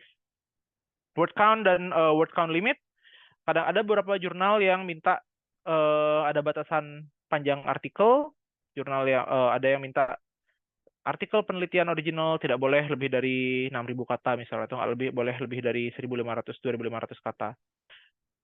Akan perlu rewrite yang intensif kalau dia harus, terutama banyak mengambil itu adalah di metode dan di gitu ya. Discussion mungkin kita bisa pendekin, tapi dan result mungkin agak susah dipendekin ya, karena itu yang di report gitu kan. Tentang referencing, tentang jumlah tabel, tentang apakah bisa ngasih supplementary material, availability data, conflict of interest, nih semua tadi sudah dibahas sama Mbak Ina, makanya nggak akan dibahas lagi di sini. Nah, ini semuanya admin ya. Jadi ini kerjaan yang boring, frustrating, benar-benar bikin kesel kadang-kadang. Harus kayak kita udah nulis, kita suka 6.000 kata, tapi itu kita harus pendekin jadi kayak 5.000 kata, 4.500 kata. Itu kadang ngeselin dan nyebelin, tapi ini adalah proses yang harus kita lalui gitu ya. Nah, setelah kita ready tadi, papernya udah bagus, kita udah pede, udah di rewrite sesuai dengan apa namanya yang permintaannya editor. Berikutnya adalah kita menulis cover letter. Di sini tempat kita menunjukkan, tadi kan di awal saya bilang dua hal yang paling penting untuk publishing adalah kita tahu jurnal kita tentang apa, kita tahu paper kita tentang apa, dan kita tahu jurnal yang dituju itu maunya seperti apa. Cover letter ini adalah tempat kita menunjukkan bahwa kita tahu keduanya. Gitu. Jadi di sini kita tulis penelitian kita apa? Kenapa topik penelitian ini penting? Mungkin belum pernah diteliti kah? Mungkin populasinya baru, mungkin negaranya baru, mungkin topiknya baru, metodenya baru, terserah. Kenapa hasilnya atau temuannya juga penting? Gitu. Kenapa nantinya paling penting menunjukkan bahwa kita tahu keduanya dan kita bisa menghubungkan, yaitu kenapa topik dan hasil penelitian ini sesuai dengan aim, scope, dan populasi demografi pembaca dari jurnal itu. Dan ini cuma bisa kita tahu kalau kita sudah tadi research lah sedikit, kita baca sedikit jurnal yang kita tuju. Mereka publish paper-paper tentang apa aja dalam 2-3 tahun terakhir, mereka scope dan aim-nya apa aja, gitu. Dan ini akan lebih terbantu dari pengalaman pribadi. Kemarin ada satu jurnal, ada satu manuskrip yang mau aku submit ke jurnal. Kebetulan co-autornya atau senior aku bilang dia bilang coba kasih aku lihat cover lettermu karena aku tahu jurnal ini dia agak strict dengan aim dan scope-nya. Mereka sukanya yang kayak gini-gini, kita harus bisa menunjukkan bahwa kita tahu apa yang mereka mau dan itu tertulis gitu loh di cover letternya. Karena mereka akan baca cover letternya dulu sebelum mereka baca abstrak dan baru paper selanjutnya. Gitu ya. Jadi ini lumayan penting juga. Nah, setelah kita tadi udah lengkap, berkasnya udah lengkap semua, cover letter udah ready, kita submit. Nah, dalam proses submission ini kurang lebih kayak gini proses kita submit. Pertama itu akan ada, buat yang belum pernah, ini akan pertama ada namanya editorial review. Di sini kita akan ini belum masuk ke substansi. Mereka cuma ngecek apakah tadi aim, scope, dan readership-nya cocok atau enggak. Jadi apa yang kita tulis di cover letter. Begitu ini udah nggak cocok, mereka akan langsung reject. Ketika mereka udah lihat, oh ini sampelnya terlalu kecil, jadi nggak terlalu penting datanya, atau kita submit paper tentang data lokal satu provinsi di Indonesia tanpa kita jelasin kenapa data ini penting untuk dipublikasi di tingkat regional Asia Tenggara gitu misalnya.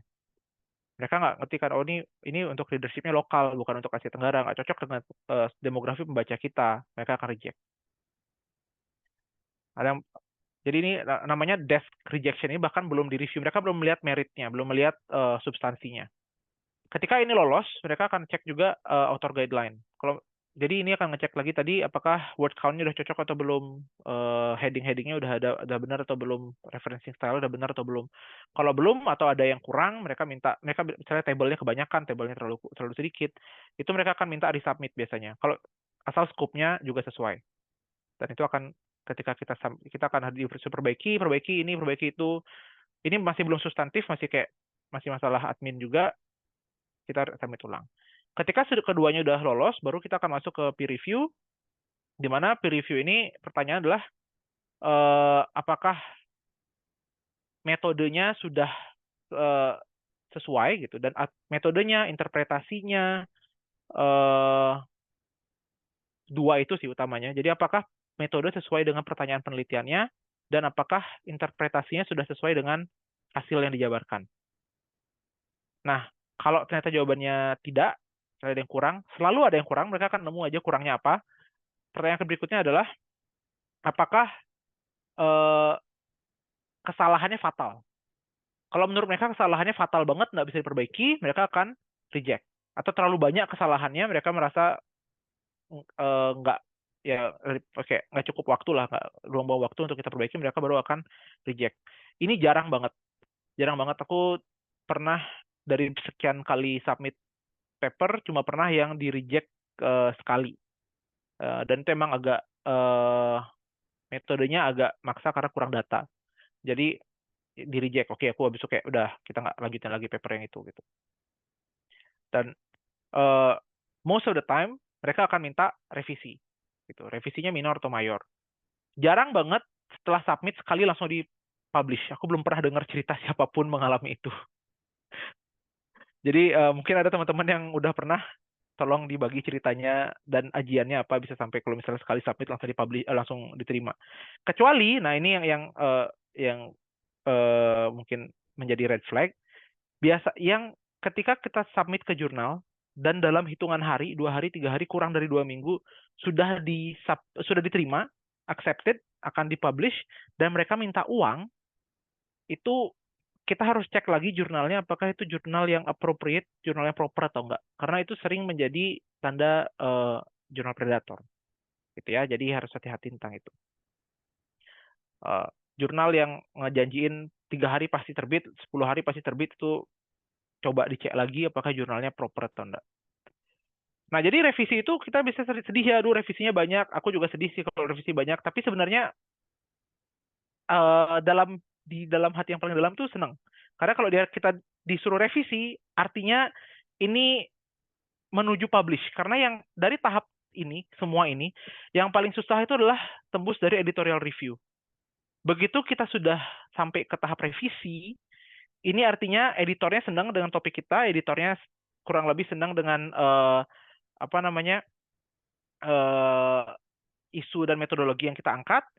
Habis itu tinggal sekarang apakah proses penelitian kita sudah benar atau enggak, interpretasi kita benar atau enggak. Dan aku yakin ketika teman-teman sudah pada tahap menulis paper untuk publish di jurnal internasional Scopus Q1 sampai Q4, aku yakin kita semua bisa sebenarnya gitu loh. Jadi kalau sudah sampai nerima, oh ini revisi, bahkan mayor pun aku akan senang gitu ya. Karena artinya kita most likely kemungkinan besar kita akan bisa revisi sesuai dengan kemauannya si reviewer. Gitu ya. Nah, revisi tadi apa aja? Mayor dan minor gitu ya. Untuk revisi mayor ini mungkin yang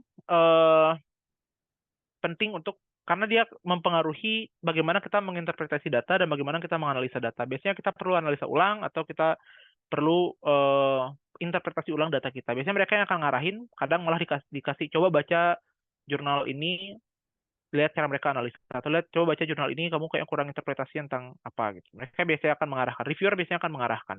Mereka nggak cuma kayak nyerang aja, mereka biasanya akan konstruktif, membantu juga gimana cara ininya, apa yang kurang gitu ya, ke arah mana kita bisa improve. Tapi kalau yang minor ini biasanya lebih ke admin, tentang banyak yang lebih kayak kita coba citasi atau refer ke jurnal ini juga, kayaknya bagus juga untuk ditambahkan. Misalnya ada pembahasan yang perlu ditambah atau dikurangin tentang bahasa, penggunaan bahasa. Ini terutama kalau aku yang kerja di HIV itu penting banget tentang inklusivitas. Jadi kadang-kadang di komen tentang penggunaan, bagaimana cara menyebut kelompok tertentu, benar atau enggak, supaya sopan dan diterima sama si pembaca. Grammar, spelling, factual correctness, mungkin tahunnya atau gimana itu jadi minor, terlebih ke admin menurutku. Nah, gimana cara merespon ke reviewer? Jadi ketika kita merespon ke reviewer itu harus di-itemize. Ini mungkin udah agak technical. Let me know if you get bored. Itemize, mereka biasanya akan ngasih komen tuh itemize, 1 apa, 2 apa, 3 apa. Kita juga responnya harus itemize, biar kita semua komunikasinya gampang gitu ya. Tujuannya adalah konstruktif. Kita jangan merasa defensif ketika banyak dapat komen dari reviewer. Berpikir positif, tujuannya adalah untuk memperbaiki, mengimprove kualitas dari paper kita. Jadi kita terima komen itemize, balasnya juga itemize, selalu sopan gitu ya, say thank you, walaupun kadang kayak, aduh gini aja di komen gitu, kadang mikir kayak gitu, tapi tetap say thank you, makasih udah mempoint out kekurangan ini, atau makasih udah mempoint out masalah ini, dan kita jawab. Dan kita tidak harus selalu setuju dengan apa yang mereka minta. Kadang kita nggak bisa ngikutin kemauannya reviewer, misalnya kita tahu bahwa yang mereka minta itu nggak sesuai dengan data yang kita punya misalnya, atau yang mereka minta perlu nambah data, sementara kita nggak mungkin nambah data lagi ke belakang gitu misalnya. Intinya kita bisa bilang dan kita harus jelasin kenapa kita nggak bisa, dan ini kayak interview kerja ya, kita jelasin kenapa kita nggak bisa ngikutin maunya mereka, dan kita sekaligus juga menyertakan argumen kenapa nggak apa-apa nggak ngikutin maunya mereka. Misalnya mereka minta tambah analisa ABC gitu, misalnya bisa bilang, oh nggak bisa karena datanya nggak ada. Tapi kita cukup pede dengan data ini, itu kita sudah cukup, model kita cukup robust misalnya, atau hasil kita tetap cukup penting dan layak dipublish karena belum ada data sebelumnya misalnya kayak gitu. Dan di populasi ini misalnya kayak gitu. Jadi kita bisa ribat. Nah, ketika yang mereka emang tidak bisa di-reconcile, jadi mereka yang minta apa dan yang kita punya apa nggak ketemu sama sekali, mereka kekeh, kita kekeh, nah itu kita harus perlu memikirkan untuk cari jurnal lain gitu. Dan itu nggak masalah, semua paper akan menemukan jurnal yang tepat gitu, rumahnya yang tepat. Nah, Jadi sampai situ setelah revisi, kita bolak-balik revisi berapa kali, ya pada akhirnya pasti akan diterima gitu ya. Jadi sampai proses publikasi sudah selesai sampai di sini. Yang sedikit catatan kaki tentang proses publikasi, kita semua pingin publish, tapi tetap jangan resort to unethical practices. Ini yang banyak sering aku lihat belakangan ini. Aku baca Retraction Watch beberapa kali dan agak serem juga gitu ya. Plagiarism, buying authorship, beli paper gitu, paper mill, kita patungan sama beberapa teman, habis itu minta orang lain bikinin. Those are unethical practices, dan kalau ketahuan itu sekarang ada namanya Retraction Watch, itu database tentang semua paper-paper yang tidak etis dan dicabut. Jangan sampai nama kita masuk sana, karena itu akan kebawa sepanjang karir kita, kan nggak enak juga. ChatGPT dan AI, aku setuju sama Mbak Ihna tadi, ini adalah topik yang sangat hot gitu ya, dan evolving. Ini kita belum ada pagar-pagar yang baku dan tetap bagaimana kita menyikapinya. UNSW sendiri kebijakannya masih masih berubah dalam berapa bulan gitu, berubah terus.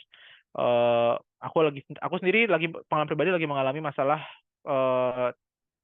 aplikasi ethical clearance untuk penelitianku. Jadi ada kalau di yang penelitian kualitatif itu sekarang lagi nggak jelas apakah kita boleh pakai AI untuk transcribing. Biasanya kita cari orang untuk dengar rekaman terus mereka yang tulisin, kita bayar orangnya. Kalau sekarang kita bisa pakai Teams atau Zoom mungkin bisa transcribe. Dan apakah itu boleh atau nggak kalau kita wawancara responden gitu kan? Ada pertimbangan etiknya, confidentiality dan lain-lain. Nah itu masih dipertanyakan. Jadi update terus. Dan jangan heran kalau kita ketemu jurnal A nggak boleh sama sekali pakai AI, habis itu jurnal B bilangnya boleh asalkan di acknowledge. Bahkan ada beberapa jurnal sekarang, Elsevier pun ada jurnalnya, dan Scopus misalnya kayak jurnal reputable juga, boleh ChatGPT menjadi co-author. Jadi ini topik yang sangat berkembang. Pastikan dengan kampus masing-masing, dengan departemen masing-masing, pastikan dengan jurnal yang dituju. Itu. Collaborate untuk meningkatkan output, collaborate. Artinya kita nulis nggak harus menjadi penulis pertama, kita bisa kolaborasi dengan teman, cari senior, bikin grup, dan itu akan meningkatkan output kita, karena kita nulis misalnya punya dataset besar gitu. Ini diajarin sama supervisor aku juga, dataset besar, nggak mungkin kita tulis semuanya sendiri gitu. Si A nulis tentang apa, si B nulis tentang apa, asalkan tidak salami slicing, jadi nggak terlalu kecil banget bahasannya, jadi cukup emang semuanya ada alasan kenapa ditulis judul-judulnya itu akan meningkatkan output kita sebagai kolektif, sebagai grup gitu ya. Dan mentorship, tadi sudah ditekankan lagi, cari senior yang sudah lebih tahu tentang penelitian dan kita kolaborasi bersama-sama. Gitu. Ya, jadi intinya penelitian itu adalah suatu proses kolaborasi, kita tidak ada yang mengerjakan semuanya, tidak ada yang ngerjain sendiri, semua itu pasti kolaborasi. Itu meningkatkan impact, meningkatkan output, meningkatkan manfaat kita untuk di kalangan akademis dan juga di kalangan di efeknya di dunia nyata gitu ya. Jadi kalau ada yang mau kolaborasi, kebetulan ada tentang kesehatan penelitiannya, bisa link hit me up di LinkedIn. Terima kasih sejauh ini. Kembalikan ke Mas Fahri.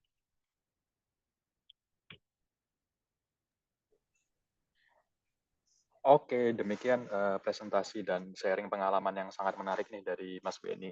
Jadi topik yang dibawakan cukup komprehensif, membahas step by step publikasi jurnal ilmiah dari hulu ke hilir. Bagi saya sendiri nih yang belum punya pengalaman publikasi dan ingin punya jejak karya publikasi ke depannya, presentasinya Mas Beni ini menghadirkan pencerahan yang luar biasa bagi saya. Jadi dijelaskan bagaimana cara mendeteksi jurnal predator, kemudian juga cara membuat cover letter, dan juga pentingnya mentorship dalam penulisan karya ilmiah gitu. Jadi baik, mungkin rekan-rekan juga sudah tidak sabar untuk mengajukan pertanyaan. Jadi sesi pertanyaan ini saya buka, dan peserta dapat mengajukan pertanyaan dengan mengisi pertanyaan di link slide yang sudah saya share atau raise hand di platform Zoom ini, seperti itu. Ini mungkin sambil menunggu yang raise hand, saya bacakan dari Slido ya, pertanyaan dari Slido ya. Jadi pertanyaan pertama, Bagaimana caranya membedakan dan membatasi bagian results and discussion? Karena terkadang saya di bagian results juga melebar penjelasannya sampai membahas ke discussion. Mungkin dari dua narasumber bisa menjawab tentang ini.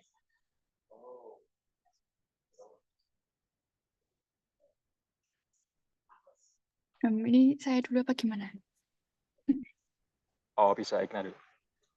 Iya, kalau antara result sama discussion tuh sejauh ini setahu saya tuh biasanya digabung ya, jadi result sama discussion. Jadi bisa langsung ditayangkan misal figure atau grafnya, tabelnya gimana, terus besok baru dijelasin. Tapi kalau semisal dipisah itu sepemahaman saya memang kalau results itu cuman menayangkan, nuliskan hasilnya tuh apa aja yang udah didapat, tapi nggak dijelaskan misalkan di result itu cuman menyatakan misalkan ada kenaikan berapa persen bla bla bla, tapi baru di bagian diskusi itu baru dijelaskan kenapa angkanya naik terus implikasinya apa gitu sih kalau sepemahaman saya. Mungkin mau nambahkan Mas Bini? Makasih Mbak Ina. Jadi setahuku ini emang agak ini sesuai dengan ini jurnalnya. Lihat jurnal guideline-nya, author guideline-nya, mereka yang akan mengarahkan headings-nya apa aja gitu ya. Ada yang digabung, ada yang dipisah, tergantung jurnalnya. Dan kalau dipisah, jadi aku lagi nyari jurnalku, ada yang contohnya bagus nggak ya? Ini aku juga sering dapat komen dari profesor PhD aku.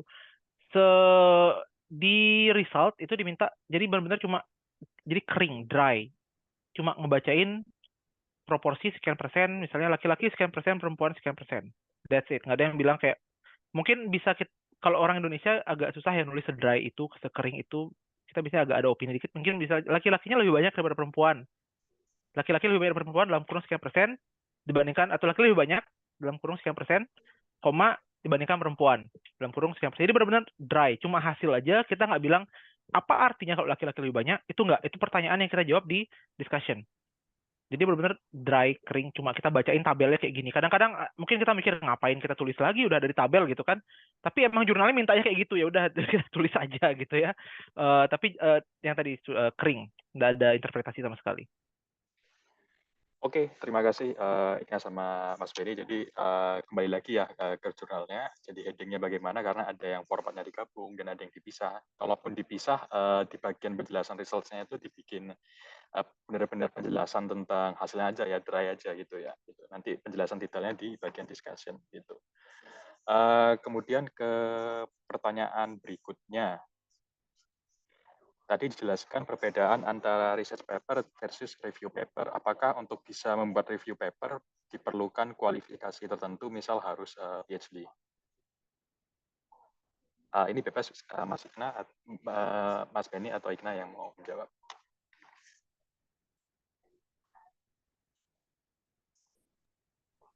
Mungkin boleh aku duluan, Ya. Mbak Ina ya. Jadi tahu nggak ada ininya sih, nggak ada apa namanya, nggak ada aturan bakunya. Tapi aku pribadi merasa belum pede nulis review paper. Jadi tergantung sudut pandang masing-masing orang juga. Kalau aku mungkin lebih pede nulis systematic review dibanding review paper, karena kalau systematic review itu dia lebih original, itu lebih ke mengkurasi data yang sudah ada. Jadi bukan menggali dari, biasanya kalau review paper itu kayak bikin book chapter, kita menggali dari ilmu kita, baru kita ingat-ingat paper yang kita baca apa aja. Tapi kalau systematic review itu ada metodenya, jadi kalau hasilnya gimana, kita agak pede bisa nunjukin metodenya kayak gini gitu. Kalau hasilnya beda atau nggak sesuai, ya karena metodenya kayak gini gitu. Kalau kamu punya pendapat lain, ya coba diulang aja dengan metode yang kayak gimana gitu. Kalau review paper aku belum pede sih. Jadi mungkin agak perlu expertise. Mbak Hina gimana biasanya kalau? Nah, ini agak lucu juga karena memang paper-paper yang saya pernah publish tuh mostly kayak review gitu. Padahal waktu itu saya nulisnya kayak karena diajak collab sama dosen saya itu kayak baru lulus S1. Bahkan sekarang kan saya S2 masih belajar, belum lulus S2. Jadi nggak ada ketentuannya kok harus PhD atau enggak. Selama ya kontennya itu juga representatif gitu ya bisa-bisa aja sih kalau dari saya. Oke, terima kasih. Berarti singkatnya tidak harus ada kualifikasi pendidikan tertentu, karena tadi Najik ini sudah semenjak lulus S1 tadi sudah membuat paper, review paper ya, seperti itu. Kemudian ke pertanyaan berikutnya. Ini saya mau tanya, apakah ada semacam introductory course bagi yang belum pernah punya pengalaman publish, karena pengetahuan saya tentang metodologi dan sampling data saya terbatas. Ini mungkin bisa dari Mas Benny dulu. Ini di UNSW ya konteksnya ya? Ya. Tergantung program atau fakulti deh kayaknya. Kalau di kesehatan masyarakat di School of Population Health itu setahuku ada course-nya. Jadi bisa lihat handbook-nya masing-masing, handbook programnya masing-masing.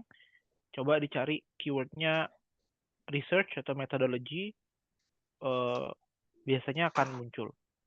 Kalau ada. Kalau nggak ada, bisa ditanyakan salah satu dosennya atau ditanyakan ke head of programnya mungkin. Harusnya mereka tahu gitu kan.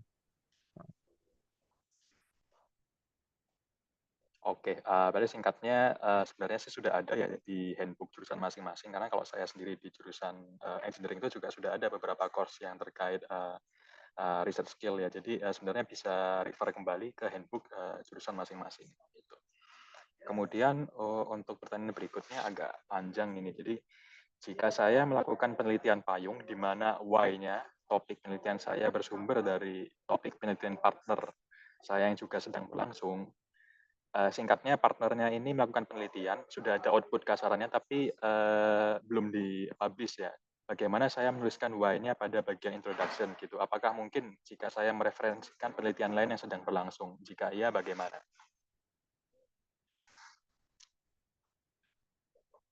Ya, dari Mas Benny atau Igna, silakan. Mungkin saya jawab sedikit. Setahu saya kalau mencantumkan sumber itu biasanya yang memang sudah terpublish ya, atau kalau selain dari review atau research paper itu bisa dari grey literature. Maksudnya grey literature itu kayak misal report atau tesisnya orang itu kan juga bisa asal dia kayak udah terpublish gitu. Jadi kalau menurut pandangan saya mungkin bisa kayak diatur why-nya itu eh, dari sumber yang dipakai partnernya itu kan nggak mungkin kayak itu, kecuali itu sesuatu yang 100% baru, itu kan pasti juga ada penelitian yang mirip-mirip ya. Jadi mungkin bisa berangkat dari penelitian yang udah ada terus dicari gapnya gitu. Kalau menurut saya, kalau menurut Mas Beni gimana, mungkin ada tambahan? Iya sebenarnya setauku juga sama kayak gitu sih. Biasanya penelitian payung, kalau konteks di UNSW, nggak tahu di fakulti lain, tapi kalau di institutku, di Kirby Institute, itu semua proyek itu ada websitenya, ada web page-nya. Penelitian payung itu semua ada web page-nya, yang kurang lebih ngejelasin tujuannya apa, metodologi kasarnya kurang lebih kayak gimana. Nah, jadi ketika aku juga, karena paperku juga, paper PhD-ku ada beberapa yang akan penelitian payung, jadi di bawah proyek lain gitu ya, bukan aku ngerjain sendiri dari awal.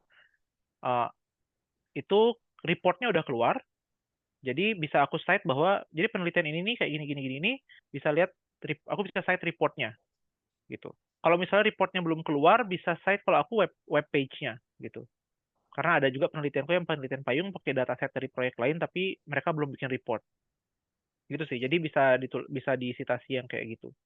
Nah kalau nggak ada sama sekali, aku nggak tahu.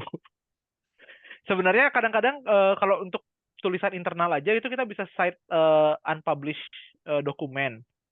Kalau aku pernah lihat dokumen grant-nya, jadi kayak proposal grant-nya supervisorku itu dia nge-cite proyeknya dia yang belum publish. Nah, jadi dia cite itu.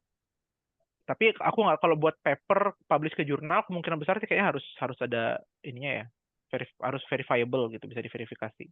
Entah website, entah report, intinya bisa diverifikasi. Oke, jadi semua tadi seperti yang dijelaskan, penelitian payung itu ada semacam websitenya. Jadi proyek-proyek yang ada di situ itu bisa di-cite, bisa diverifikasi. Tapi jika misalnya reportnya belum keluar, bisa cite page-nya seperti itu. Kemudian Pertanyaan berikutnya, bisa dijelaskan tipikal timeline di publikasi ilmiahnya Mas Beni? Misalnya, berapa lama hingga accept di editorial, berapa lama menunggu peer review, dan seterusnya. Oke, Mas Beni bisa langsung dijawab. Hanya Tuhan dan editor dan reviewer yang tahu. Jadi teman-teman yang pernah publish pasti tahu ya. Jadi emang timeline-nya nggak ada yang baku. Karena semua proses penelitian itu, jadi semua dari editorial review, peer review, itu semuanya orang volunteer. Mereka suka rela ngerjain itu. Saya berapa kali juga diminta peer review. Dan semua orang tuh sibuk, ya kan. Mereka akan ngerjain itu kapan mereka sempat gitu loh. Saya ada pernah satu manuskrip yang nunggu setahun, nunggu revisi setahun. Jadi di website itu kalau submit itu bisa kelihatan dia sedang editorial review kah, lagi peer review kah, atau di mana tahapnya. Saya nunggu peer review setahun, habis itu ditolak. Pernah. Jadi nggak ada yang tahu gitu ya. Tapi kalau dirata-ratain kurang lebih biasanya 3-6 bulan minimal. Gitu. Mungkin Mbak Ina, pengalamannya gimana? Ya, sama-sama. Ya, sama sih, Mas. Mirip-mirip malah kadang ini kok saking lamanya kok sampai lu aku lupa kok kayak udah pernah submit paper itu saking lamanya nunggunya ya. Terus mungkin tergantung juga kalau misal setelah kita dapat revisi pertama terus habis itu masih perlu ada revisi lagi itu kan juga bisa bikin tambah molor juga kan kalau ada revisi-revisi gitu. Jadi ya bisa paling cepat paling 3 sampai 6 bulan. 7 bulan gitu mungkin bisa ya kalau banyak revisi gitu. Tapi ini untuk uncertainty-nya itu yang paling tinggi di bagian peer review ya, yang paling nggak pasti ya. Ya, mungkin sharing sedikit lagi dikit. Kalau sekarang itu ada yang namanya apa namanya? Kok lupa mendadak namanya? Kok aku lupa nama mendadak? Preprint. Jadi ini mungkin ya preprint mungkin menarik untuk teman-teman yang berapa bidang ilmu tertentu gitu ya. Kalau hasilnya penting banget, rasanya takut di orang lain publish duluan gitu, itu bisa publish di preprint. Jadi kalau preprint itu dia nggak di peer review, dia langsung dipublish dulu.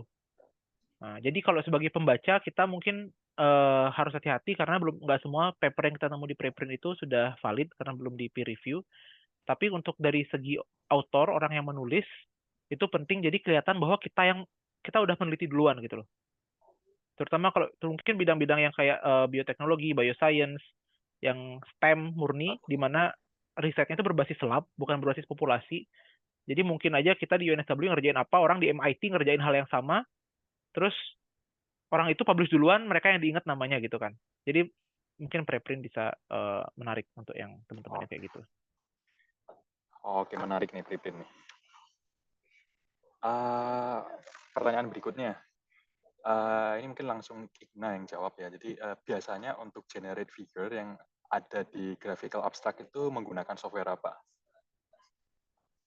Macem-macem sih familiar aja. Kalau yang pengen simple bisa pakai PowerPoint terus nanti di export image bisa. Kalau nggak gitu yang agak advance sekarang lagi ngetren pada pakai Canva juga bisa. Terus kalau nggak gitu pakai Photoshop juga bisa. Sebebas itu sih karena biasanya tinggal nyesuaiin ke format yang diminta sama jurnalnya aja, misal JPG atau apa gitu. Jadi bebas sih senyamannya aja. Kalau mau yang paling basic ya pakai PowerPoint biasanya bisa. Kalau Mas Benny mungkin biasanya pakai mau nambahin mungkin Saya nggak pinter graphic design, biasanya pakai PowerPoint. sama kok aku juga biasanya pakai PowerPoint. Saya biasanya pakai PowerPoint. Oke, ini pertanyaan di Slido sudah habis sih. Barangkali dari teman-teman yang hadir di ruangan virtual ini ada yang mau mengajukan pertanyaan secara langsung?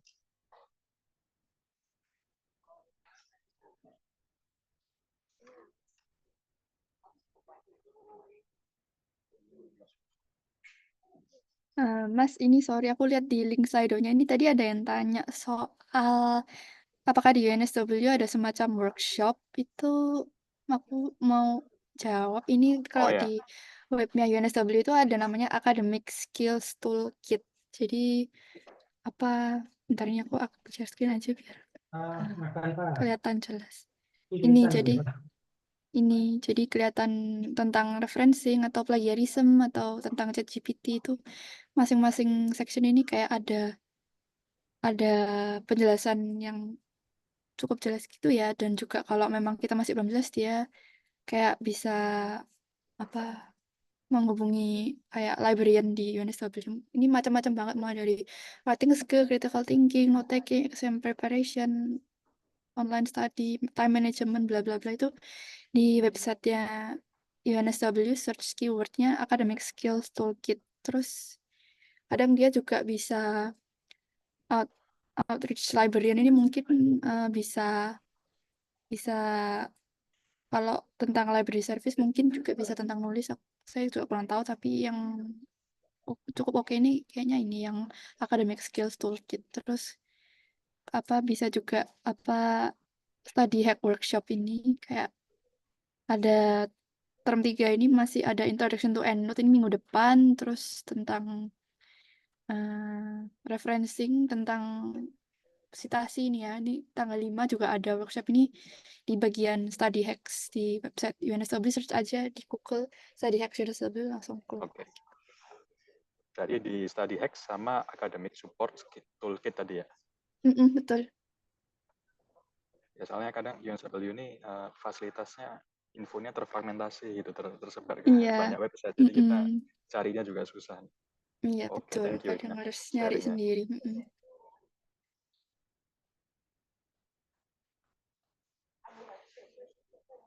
Ini, oh ya ada satu pertanyaan yang kelewat nih. Tadi ada yang bertanya bagaimana cara mengajukan untuk kontribusi riset ke dosen gitu. Mungkin dari Igna atau Mas Benny mungkin bisa di-sharing pengalamannya sih mendekati dosen itu agar bisa mungkin dilibatkan dalam risetnya seperti itu tuh, bisa ceritakan pengalamannya. Mungkin dari Igna dulu.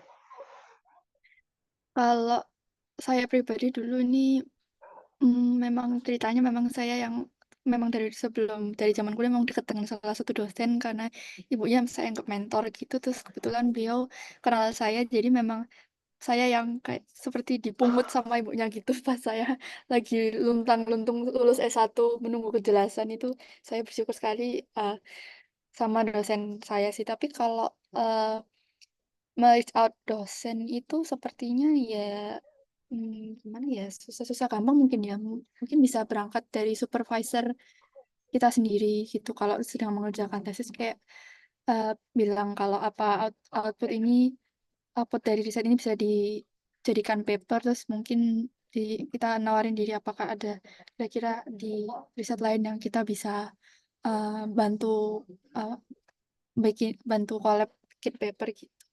Kalau dari Mas ini mungkin ada pengalaman nge-reach out ke dosen mungkin. Sebenarnya awalnya sama ya, saya juga dipungut sama Prof. Pandi yang saya bilang tadi. Itu awal masuk kerja akademik itu dipungut juga. Tapi di sini juga dapat ada nge-reach out ke dosen juga. Jadi sebelum nge-reach out, ya tadi benar sih kalau emang ada tesis ya itu yang paling obvious gitu kan, paling jelas kita bisa tanyain.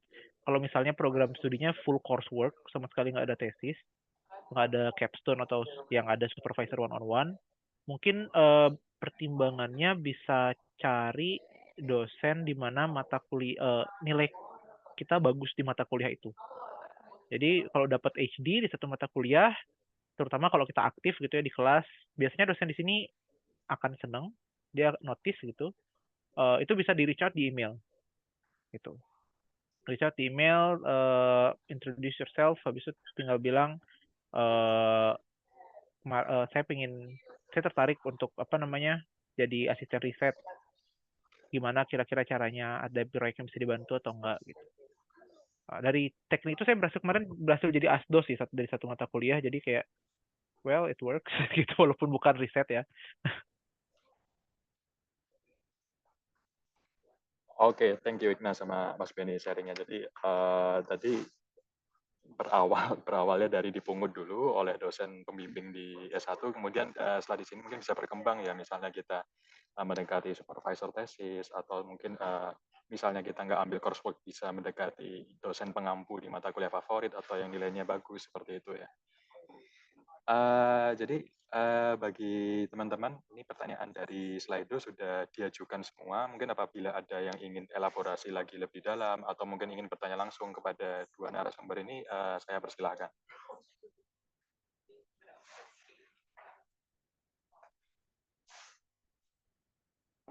Mungkin sambil nunggu ya, aku juga mau tanya nih.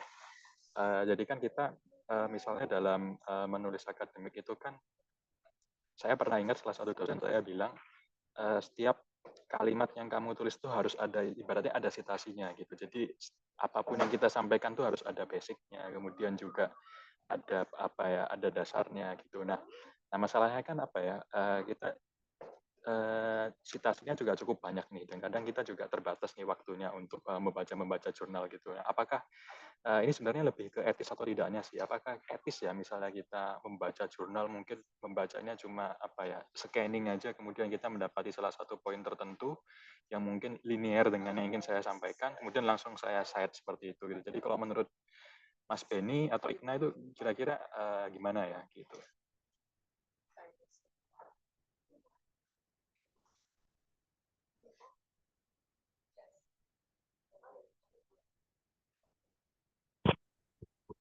Mungkin izin jawab duluan, Mas.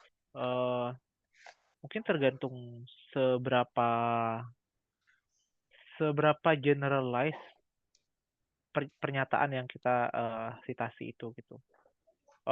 Menurutku sih semua peneliti pasti kayak gitu, cara pasti skimming lah, nggak mungkin kita baca detail kecuali itu penelitian yang benar-benar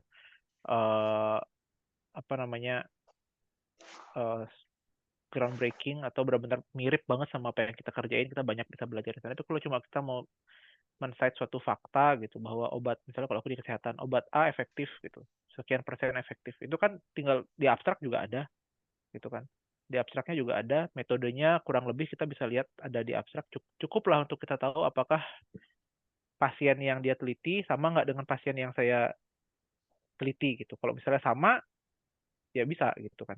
Jadi ini pertanyaan yang nuance banget sih, Mas. Jadi tergantung kasus per kasus, paper per paper, statement by statement. Dan menariknya, tadi Mas bilang, kalau dosen Mas bilang semua harus disitasi gitu ya. Mungkin kalau di STEM kayak gitu ya, tapi kalau saya di social science malah sebaliknya. Kalau semua pernyataan saya citasi, malah dibilang, yang kamu mikir sendiri yang mana gitu. Jadi voice-mu dibilang, voice-nya si penulis nggak kedengeran dibilang kalau semuanya disitasi. Jadi mungkin ada perbedaan approach di sana.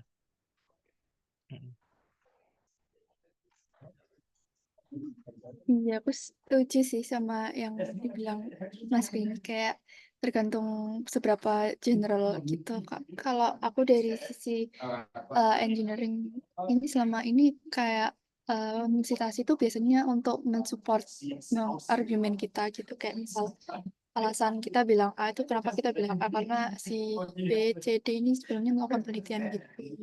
Misal, terus bisa buat membandingkan gitu sih.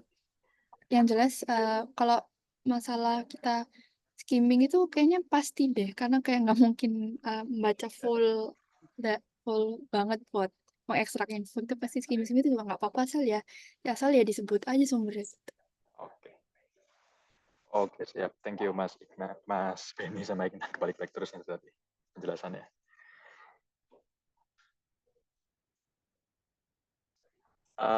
Apabila tidak ada pertanyaan lanjutan dari teman-teman, mungkin akan saya akhiri webinar ini.